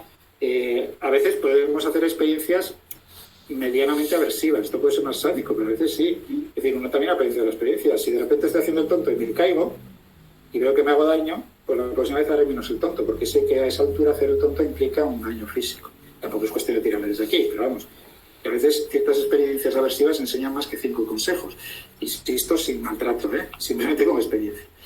Y experiencia aversiva puede ser simplemente ver la consecuencia de una conducta sabiendo que esa consecuencia no va a ser dañina, sino aversiva, desagradable, sin más. Porque, insisto, a veces aprendemos más de las consecuencias negativas vividas en primera persona que de que nos digan que algo es malo. Y eso es importante. Entonces, razonar con la ansiedad es muy difícil. Hay que manejarlo de otra manera. Pues enfrentar a la ansiedad, relajar el cuerpo. Hay estudios que indican, por ejemplo, que nosotros notamos que estamos ansiosos no porque la amígdala se dispare la ansiedad, sino porque hay un efecto curioso. Si yo tengo ansiedad cognitiva, pero no tengo un correlato físico de la ansiedad, no se retroalimenta. Entonces, sé que estoy ansioso, pero no siento que estoy ansioso. Yo siento que estoy ansioso cuando el cuerpo me indica que estoy ansioso. Sensaciones físicas. De hecho, a la gente tú le dices, ¿dónde notas la ansiedad? Y no te dice aquí. Le puedo decir, estoy preocupado, le doy 1000 vueltas, pero te dice, estoy cansado, me duele el pecho, me noto tenso, me noto... ¿Vale? De hecho, por ejemplo, por eso los betabloqueantes, que no actúan a nivel del sistema nervioso central, sino del periférico, mucha gente se toma betabloqueantes para el examen de conducir. ¿Por qué? Porque sí que van, hay que no falle, hay que no se me pase, vas repasando el código, las señales, el no sé qué, pero el cuerpo no tiene capacidad de reaccionar, con lo cual tú notas como que el cuerpo va bien. Entonces te vas tranquilizando porque dices, bueno, si el cuerpo me dice que va bien, la cabeza se tranquiliza. ¿Vale? Es un efecto indirecto. Por eso las técnicas de relajación funcionan. Te quitan la ansiedad cognitiva también. Si tú notas el cuerpo relajado, distendido, placentero, la mente se va apagando, se va relajando. Lo hacemos a través de la corporalidad. Porque la ansiedad siempre tiene un correlato somático, siempre, en mayor o menor medida, pero lo tiene. Entonces, podemos trabajar desde ahí, podemos trabajar desde esos campos. Me queda una. O sea que con eso... ¿Cómo conseguir que alguien vaya a terapia cuando ni siquiera es capaz de hablar de ello con su familia? Pues mal empeño. Es decir, una persona si va a terapia tiene que ser voluntariamente. Las terapias a la fuerza no funcionan, pero ni las psicológicas ni las farmacológicas. Porque a mí me pueden llevar al psiquiatra, pues eso, porque me llevan, y el psiquiatra me puede poner un tratamiento que yo ya me encargaré de no tomarlo, porque no creo en eso, no quiero, no me apetece. Y ya, no te digo de las terapias psicológicas donde la colaboración es fundamental, porque si no, no se puede jugar. Entonces, si lo que hay que hacer es, primero, a veces el paciente también tiene sus procesos de toma de decisiones, es decir, puede estar en un momento en que no ve las inconvenientes de la enfermedad, o puede estar en un momento en que le da tanto miedo enfrentarse a los miedos que tiene que le bloquea. Es decir, voy a ir al psicólogo, al psiquiatra y me va a pedir que cambie cosas que no puedo cambiar. O sea, a veces es más una respuesta, no que no quiera terapia, estaría deseando mejorar, sino que no se ve con herramientas para enfrentar esa situación. Entonces, la primera que podéis hacer es un poquito ayudarle a desarrollar esas herramientas. A veces hablar de esos miedos, plantearlos. Igual no quieres ir porque crees que no es relevante. Igual te dice que sí. O te dice, no, ya sé que es una faena lo que me pasa, pero es que no puedo yo enfrentarme a este problema, es mayor. Muchas veces es la sensación de que no voy a poder hacer lo que me van a pedir o me van a pedir cosas que creo que no puedo hacer. Entonces, un poco debilitar esos miedos puede favorecer la terapia. Otras veces hay que dejar que el paciente madure y que vaya viendo cómo la enfermedad, pues igual llega un momento en que necesitas ayuda. que tú crees que la puedes controlar o que te puedes acomodar o que puedes convivir y luego la realidad te va demostrando que no. O sea, son procesos complejos. Ahí la familia lo que tiene que estar un poco de soporte emocional, de plantearle alternativas, de dejarlas ahí, pero que las madure. Muchas veces un comentario, una palabra dicha a tiempo, siembra la semilla de un proceso interno que puede llevar a un cambio de rumbo. Un reproche no suele hacer eso, porque los reproches normalmente lo que haremos es no. Pero sí, planteante esto, quizás pueda ocurrir que creas que no puedes enfrentarte aún a esto y necesitas tiempo. Bueno, pues sí, pues vale. Pero ya entras en qué valores si es el momento, si no, tiene un poquito de sentido. Bien, y con esto termino. Bueno.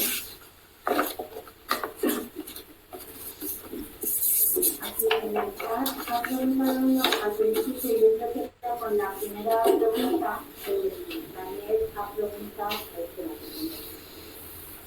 si la técnica que estaba aprobada para la depresión con la FDA y que cree que también estaba aprobada para el TOC. ¿Qué técnica? La de la magneto... Supongo que sí. Ah, no lo sé. Puede que sea cierto, ¿no? La propaganda sí. No lo sé. Yo... Sí, sí. Yo no conozco la técnica como para pronunciarme ni a favor ni en contra. O sea, no lo sé. Yo normalmente de la propaganda de los fármacos, de las técnicas psicológicas y de las magnéticas, hay un sesgo, ¿no? Es un producto que te quieren vender. La propaganda la hace el director del hospital Valle del Duro, ahí en Barro.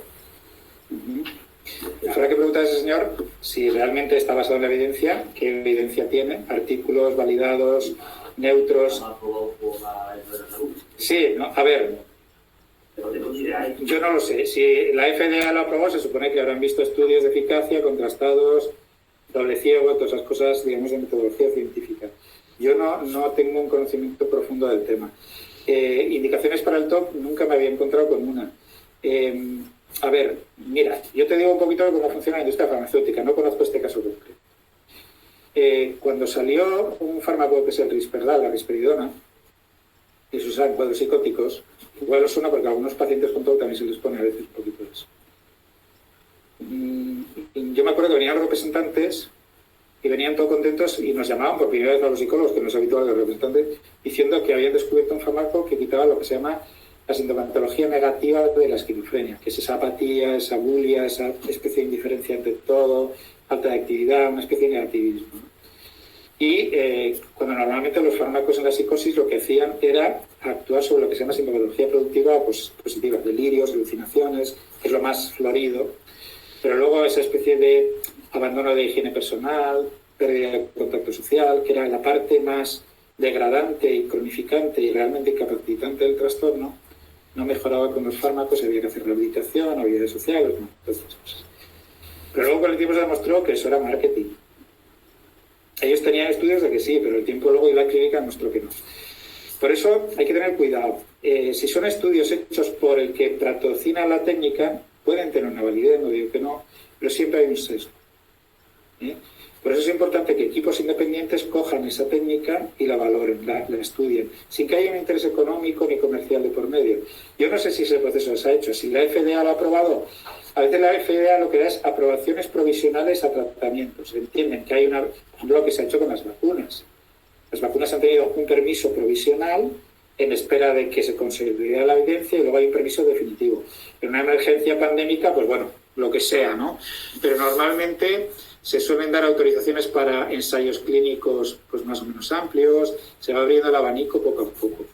Normalmente tiene que haber estudios de equipos independientes, de doble ciego, es decir, que tú no sepas realmente a quién estás aplicando la técnica, que no, y luego otro equipo valore lo que tú has actuado para que no tengas el sesgo de cómo lo he hecho yo va bien y cuando lo hace el otro lo haga mal. Bueno, una serie de metodologías científicas que validan.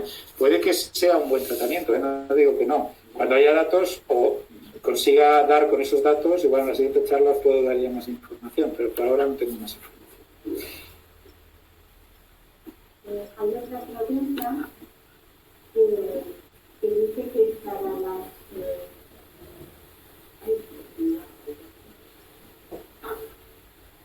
¿qué opinas de la terapia MDR cuando con causa del TOC hay un trauma?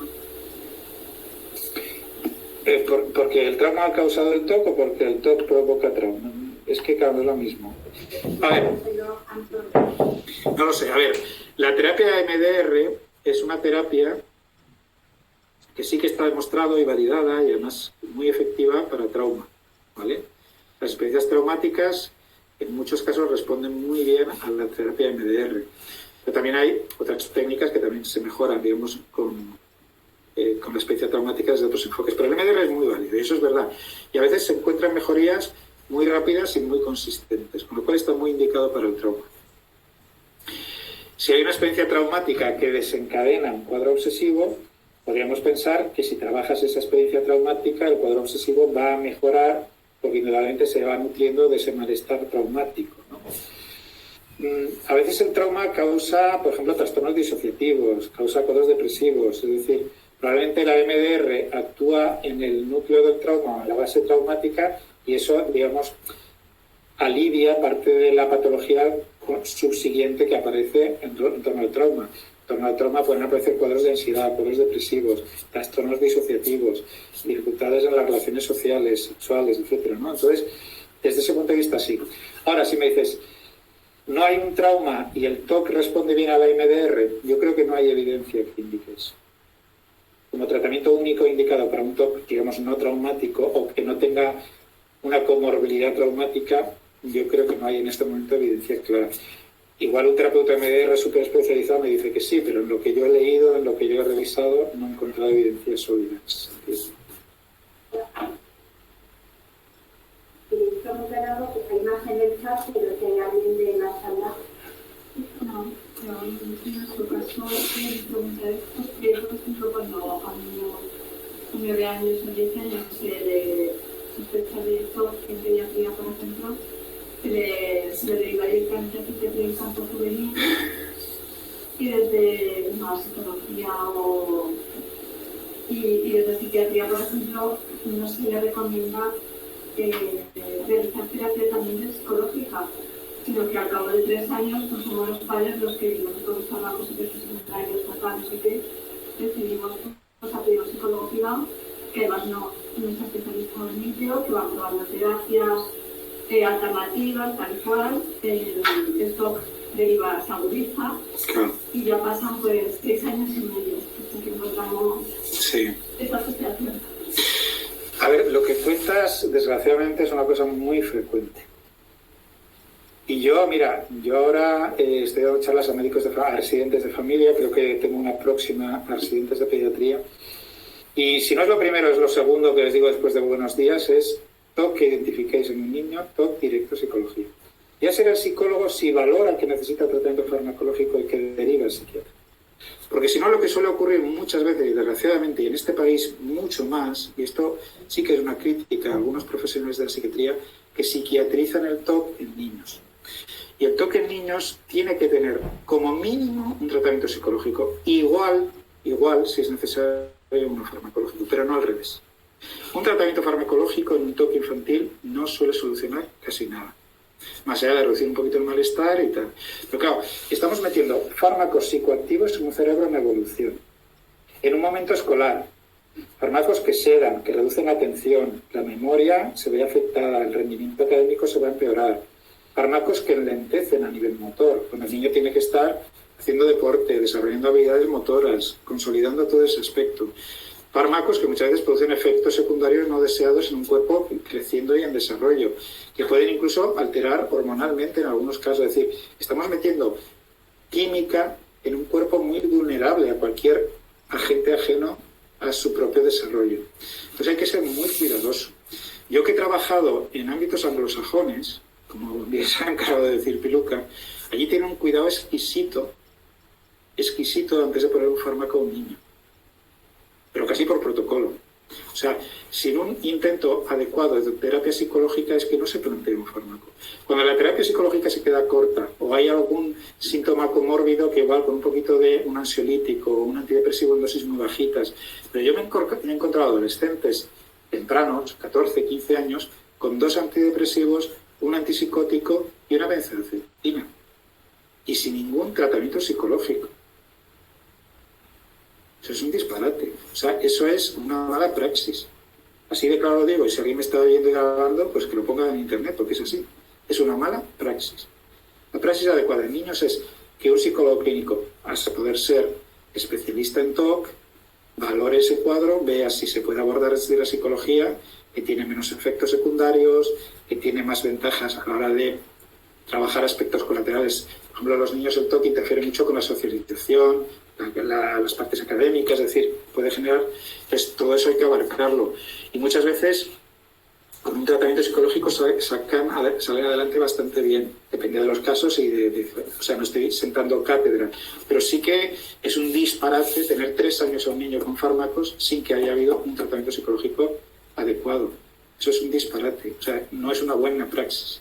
En medio está planteado con el equipo de la consulta de exploración llevarlo. Yo me he encontrado con casos, a ver, no me voy a poner estrellas porque siempre cuento los éxitos, también tengo un montón de fracasos, o sea, no voy a negarlo. Pero yo me he encontrado, por ejemplo, me estoy acordando de un caso de un señor ingeniero que lleva 20 años con antidepresivos, con un TOC pues mágico, supersticioso, en base a números, líneas, pisar, no pisar, bueno, este tipo de cosas.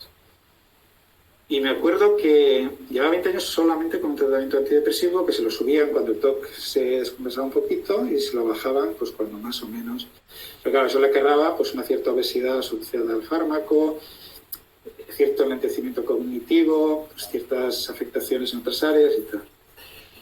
Y me acuerdo que el hombre consiguió llegar a mi consulta pues porque yo creo que ya estaba yo dando charlas por ahí y un día pues alguien le habló de la charla, bueno, el caso es que era de mi sector, pues se empeñó y se encabezonó en que tenía que ver un psicólogo y me acuerdo que en 2 años y pico conseguimos retirar completamente la medicación, ¿no? Conseguimos reducir prácticamente a la mínima expresión el TOC, de ser un TOC muy disfuncional, y que era un TOC moderado, no era de los más graves, también tengo que decirlo. Y ahora los sigo viendo 1 o 2 veces al año, pero ya casi más como colegas que como psicoterapeuta, pues cuando me cuente su vida, un poquito cómo va, le recuerdo algunas pautas de prevención de recaídas y 4 cosillas más, y prácticamente en estos 5 o 6 años desde que vi más o menos el alta, solo una vez que recurrimos a un poquito de medicación antidepresiva porque tenía un problema de salud de un familiar muy cercano y estaba un poquito depresivo y alto que estaba asomando la patita. Con un poquito de medicación antidepresiva durante 3 o 4 meses ya se solventó el problema, digamos, del familiar, se equilibró un poquito emocionalmente y ya dejó la medicación, que fue el único periodo en que lo usamos más para controlar los componentes depresivos de la situación que los obsesivos. Lo que pasa es que ya sabes que la depresión despierta rápidamente o quiere despertarlo todo. Entonces, ¿qué quiero decir con esto? No quiero decir que los fármacos no tengan un papel, que lo tienen, pero con los niños hay que ser muy, bueno, niños y adolescentes. Yo cuando hablo de niños ya los englobo. Tenemos que ser muy cuidadosos en un cuerpo en desarrollo, en un cerebro en desarrollo, en un cerebro que tiene que pasar muchos procesos hormonales, de neurodesarrollo, de consolidación de estructuras que aún son muy vulnerables a agentes externos. A mí lo que me alucina es que hablemos de las maldades del hachís en los niños, que hay niños de 12 años que se meten porros por un tubo, y los hay, y metamos neurolépticos, antidepresivos, ansiolíticos sin mayor contemplación. Hombre, un poquito de cuidado, que a veces hay que meterlos, que en un cuadro psicótico infantil tienes que usar antipsicóticos. Lamentablemente no hay otra forma a veces de controlar ese proceso. Pero en un TOC no. En un TOC hay otras alternativas, y además que han demostrado su viabilidad. Entonces no es decir, una terapia que funciona muy bien y una cutre que dices, bueno, empiezo por la cutre. No. Estamos hablando de terapias que a veces tienen rangos de eficacia similares o incluso superiores a los farmacológicos, en algunos casos. Pero bueno, vamos a empezar por lo que sabemos que puede dar una oportunidad de mejoría. ¿Que nos quedamos cortos? Siempre está el fármaco, sí, siempre está el fármaco, eso es muy fácil, ¿vale? Pero hay que empezar, sobre todo en niños y adolescentes, por el tratamiento psicológico. Yo les insisto mucho a pediatras, médicos de familia, si detectáis un niño, bueno, en general, si detectáis un TOC, primero al psicólogo. Yo soy el primero en que si veo que hay comorbilidad, que hay un TOC muy grave, que hay elementos, que soy el primero que cojo al compañero psiquiatra y digo, oye, míramelo y ponle algo de medicación porque veo esto. Si no tengo ningún problema. Lo que pasa es que yo creo que esa reciprocidad en otro sentido no funciona igual. Yo creo que los psicólogos, si vemos que hace falta la contribución de un tratamiento farmacológico, solemos ser más proclives a solicitar del compañero que intervenga, Y a la inversa es un poquito más difícil. A ver, no sé si aún hay historias ahí entre psicólogos y psiquiatras que están pesando, pero bueno, yo creo que tenéis razón. Más combinar con psicólogo, no dijo nada, o sea, se quedó callado. Y se creo que eso pasa malo. Mira, yo os voy a contar una anécdota, no voy a dar muchos datos, pero una anécdota. A mí un paciente una vez me confesó que el psiquiatra que le atendía, cuando le dijo que iba a venir a un psicólogo, que había leído por ahí y le habían contado que había terapias psicológicas, le digo, eso es palabrería. O sea, imagínate tú a una especialidad que tiene un bagaje de años de investigación, que tenemos miles de personas investigando y trabajando en diferentes áreas, que hemos desarrollado un conocimiento de cómo funciona el cerebro, cómo procesa la información, cómo se regulan las emociones, qué procesos son funcionales y es decir, coño, que no puede haber miles de personas tontas, que algo habrán hecho, ¿no? Ya han investigado. Que digas que eso es palabrería, lo que estás demostrando es más tu prejuicio que tu conocimiento. Entonces, bueno, a ver, en todos los sitios hay gente que dice, los fármacos son toda una porquería. No, hay fármacos que son muy útiles y que son necesarios. Pero como todo, en su momento y en su lugar. Si no, pues estás haciéndolo mal. Una pregunta y gustaría que nos diera un diagnóstico de lo que es la atención de la seguridad social. Hace 30 años, creo que era desconocido dentro del mundo profesional aquí en España y en el mundo anglosajón, Reino Unido, Estados Unidos sí que estaban más extendidos los tratamientos. Aquí cuando llevas a un paciente a una consulta, había un amplio desconocimiento. Ahora en estos momentos de 0 a 10, ¿cómo están los profesionales? Son una primera pregunta y después, ¿se hace algo para que los profesionales mejoren en el desconocimiento de esta enfermedad en particular? Sigue todo el lugar. A ver, aquí hay varias cosas que hablar. A ver, la atención en la sanidad pública al TOC y en general a los trastornos mentales es mala. Así de claro. Solo hay que mirar los ratios de profesionales. Es decir, si tú tienes en Aragón 4 y pico psicólogos por 100.000, cuando la media europea es 18, ya ahí te está diciendo que la frecuencia y duración de los tratamientos no es la misma. Yo sí tengo que atender en este momento unos 300 pacientes en activo, ¿vale? Lo que tengo. Es imposible que yo pueda ver a un trastorno depresivo grave, un cuadro TOC grave o me da un trastorno bipolar grave, el tiempo que necesito y la frecuencia que necesito. Es imposible, aunque sea el mejor psicólogo del mundo, ¿vale? Con lo cual, los psicólogos tenemos un problema en España. Primero, somos relativamente nuevos en el sistema sanitario. Los primeros psicólogos así un poquito que entramos en los años 80, 90.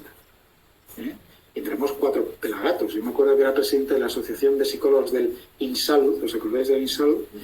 Éramos 129 en toda España. No había más. Eso es ridículo. Para una población en aquellos momentos de 40 y pico millones, que serían los 80, ridículo. Luego, la formación.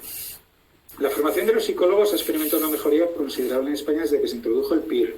El PIR sabéis que es un sistema parecido al MIR, en el que los psicólogos van rotando por diferentes servicios y van adquiriendo experiencia con diferentes especialistas. Y es verdad que los psicólogos ahora mismo tienen mejor formación que la que teníamos hace 40 años, por ejemplo. Tienen más conocimiento, más formación, entre otras cosas porque en España se crean unas 200 plazas PIR al año y se presentan 4.000 y pico.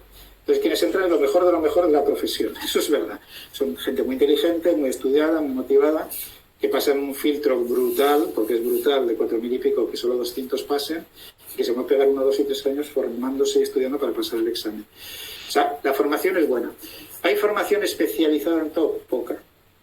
Hay un conocimiento razonable del TOC, pero el conocimiento razonable va bien para un TOC moderado leve, pero para un TOC grave no. Para un TOC grave tienes que dar un puntito más. Pero luego hay otro problema en la sanidad pública española, y es que el diseño de la sanidad pública española está hecho desde el ámbito de la psiquiatría. Claro, si tú diseñas la salud mental, la estructura organizativa de una especialidad, como es la salud mental, desde una especialidad que tiene una visión más médica, un psiquiatra puede poner un antidepresivo en 15 o 20 minutos, puede revisarlo incluso en menos, y puede ver al paciente a los 3 meses, que es el periodo ventana más o menos donde ves que un fármaco funciona bien o no y ajustas dosis. Yo no puedo hacer eso. Eso es como pedir a un neurocirujano que va a abrir el cerebro de una persona que haga 5 operaciones en una mañana. Entonces, digo, está loco. Si me lleva 12 euros ya solo una. Y nadie dice que es poco productivo, porque todos entendemos que una neurocirugía no son 2 minutos. Pero desde luego un derma quitando un nebus, pues puede quitar 50 en una mañana, porque es pum, pum, pum, venga, al siguiente. Y nadie dice que sea mejor que el neurocirujano. Son ámbitos distintos. Yo tengo una estructura de agenda que es de psiquiatra. Yo hoy he visto 10 personas en 5 horas. Y además he visto de todo. Desde gente que no tenía prácticamente más que un malestar emocional leve hasta trastornos mentales graves. Eso es un sinsentido. Pero yo, la siguiente hueco que tengo para una revisión está 5 semanas por delante mía y para las urgentes, porque eso lo guardo como oro en paño por si me sale un caso complicado, poder verlo en 5 semanas. Entonces, yo puedo tener herramientas, puedo tener un Ferrari, pero si tú no me das gasolina que me permita lucir ese Ferrari, entonces, ¿cuál es el problema de la salud mental en España? Que tiene una estructura diseñada desde la psiquiatría, que tiene unidades especializadas en psicosis, pero no las tiene en TOC, que tiene un concepto del TOC muy... como que sí, todos te dicen ahora que sí, que es una patología muy grave, pero tú no creas estructuras para atender una patología grave. Si es una patología grave, no se puede atender una consulta abarrotada que puedes ver a un paciente 4 veces al año, 5, si me apuras, en el mejor de los casos. Y media hora, no pides más, porque no hay tiempo.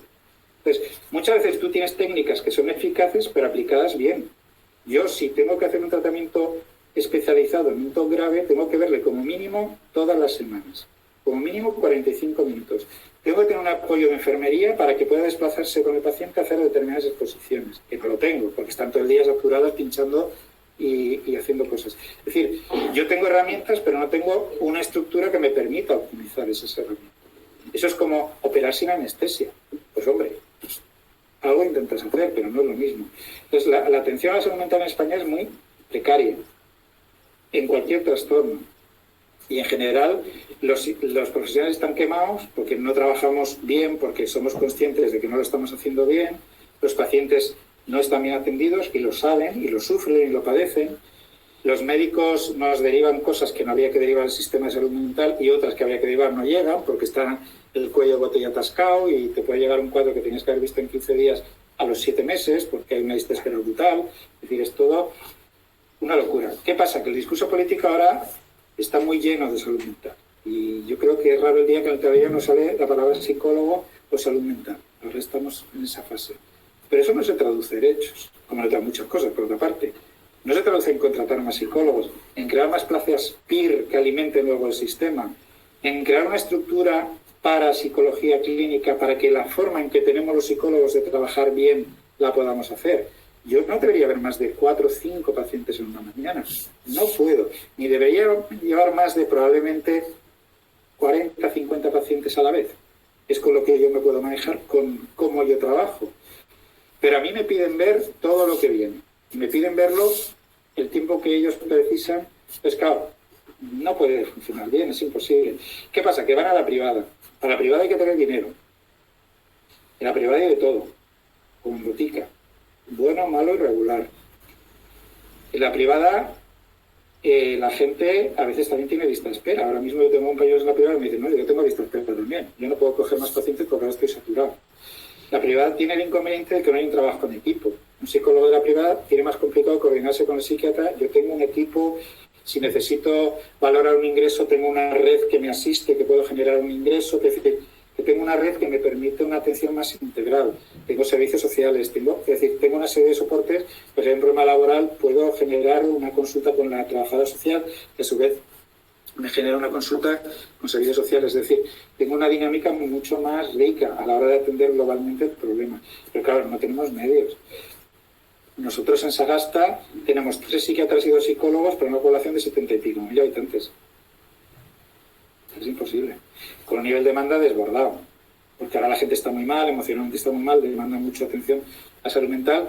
Y nosotros ahora yo puedo atender una media de 10 pacientes nuevos a la semana, que es una locura, echarme 10 pacientes nuevos todas las semanas, y me están llegando entre 20 y 25 cada semana. Con lo cual cada semana genero 15 para lista de espera.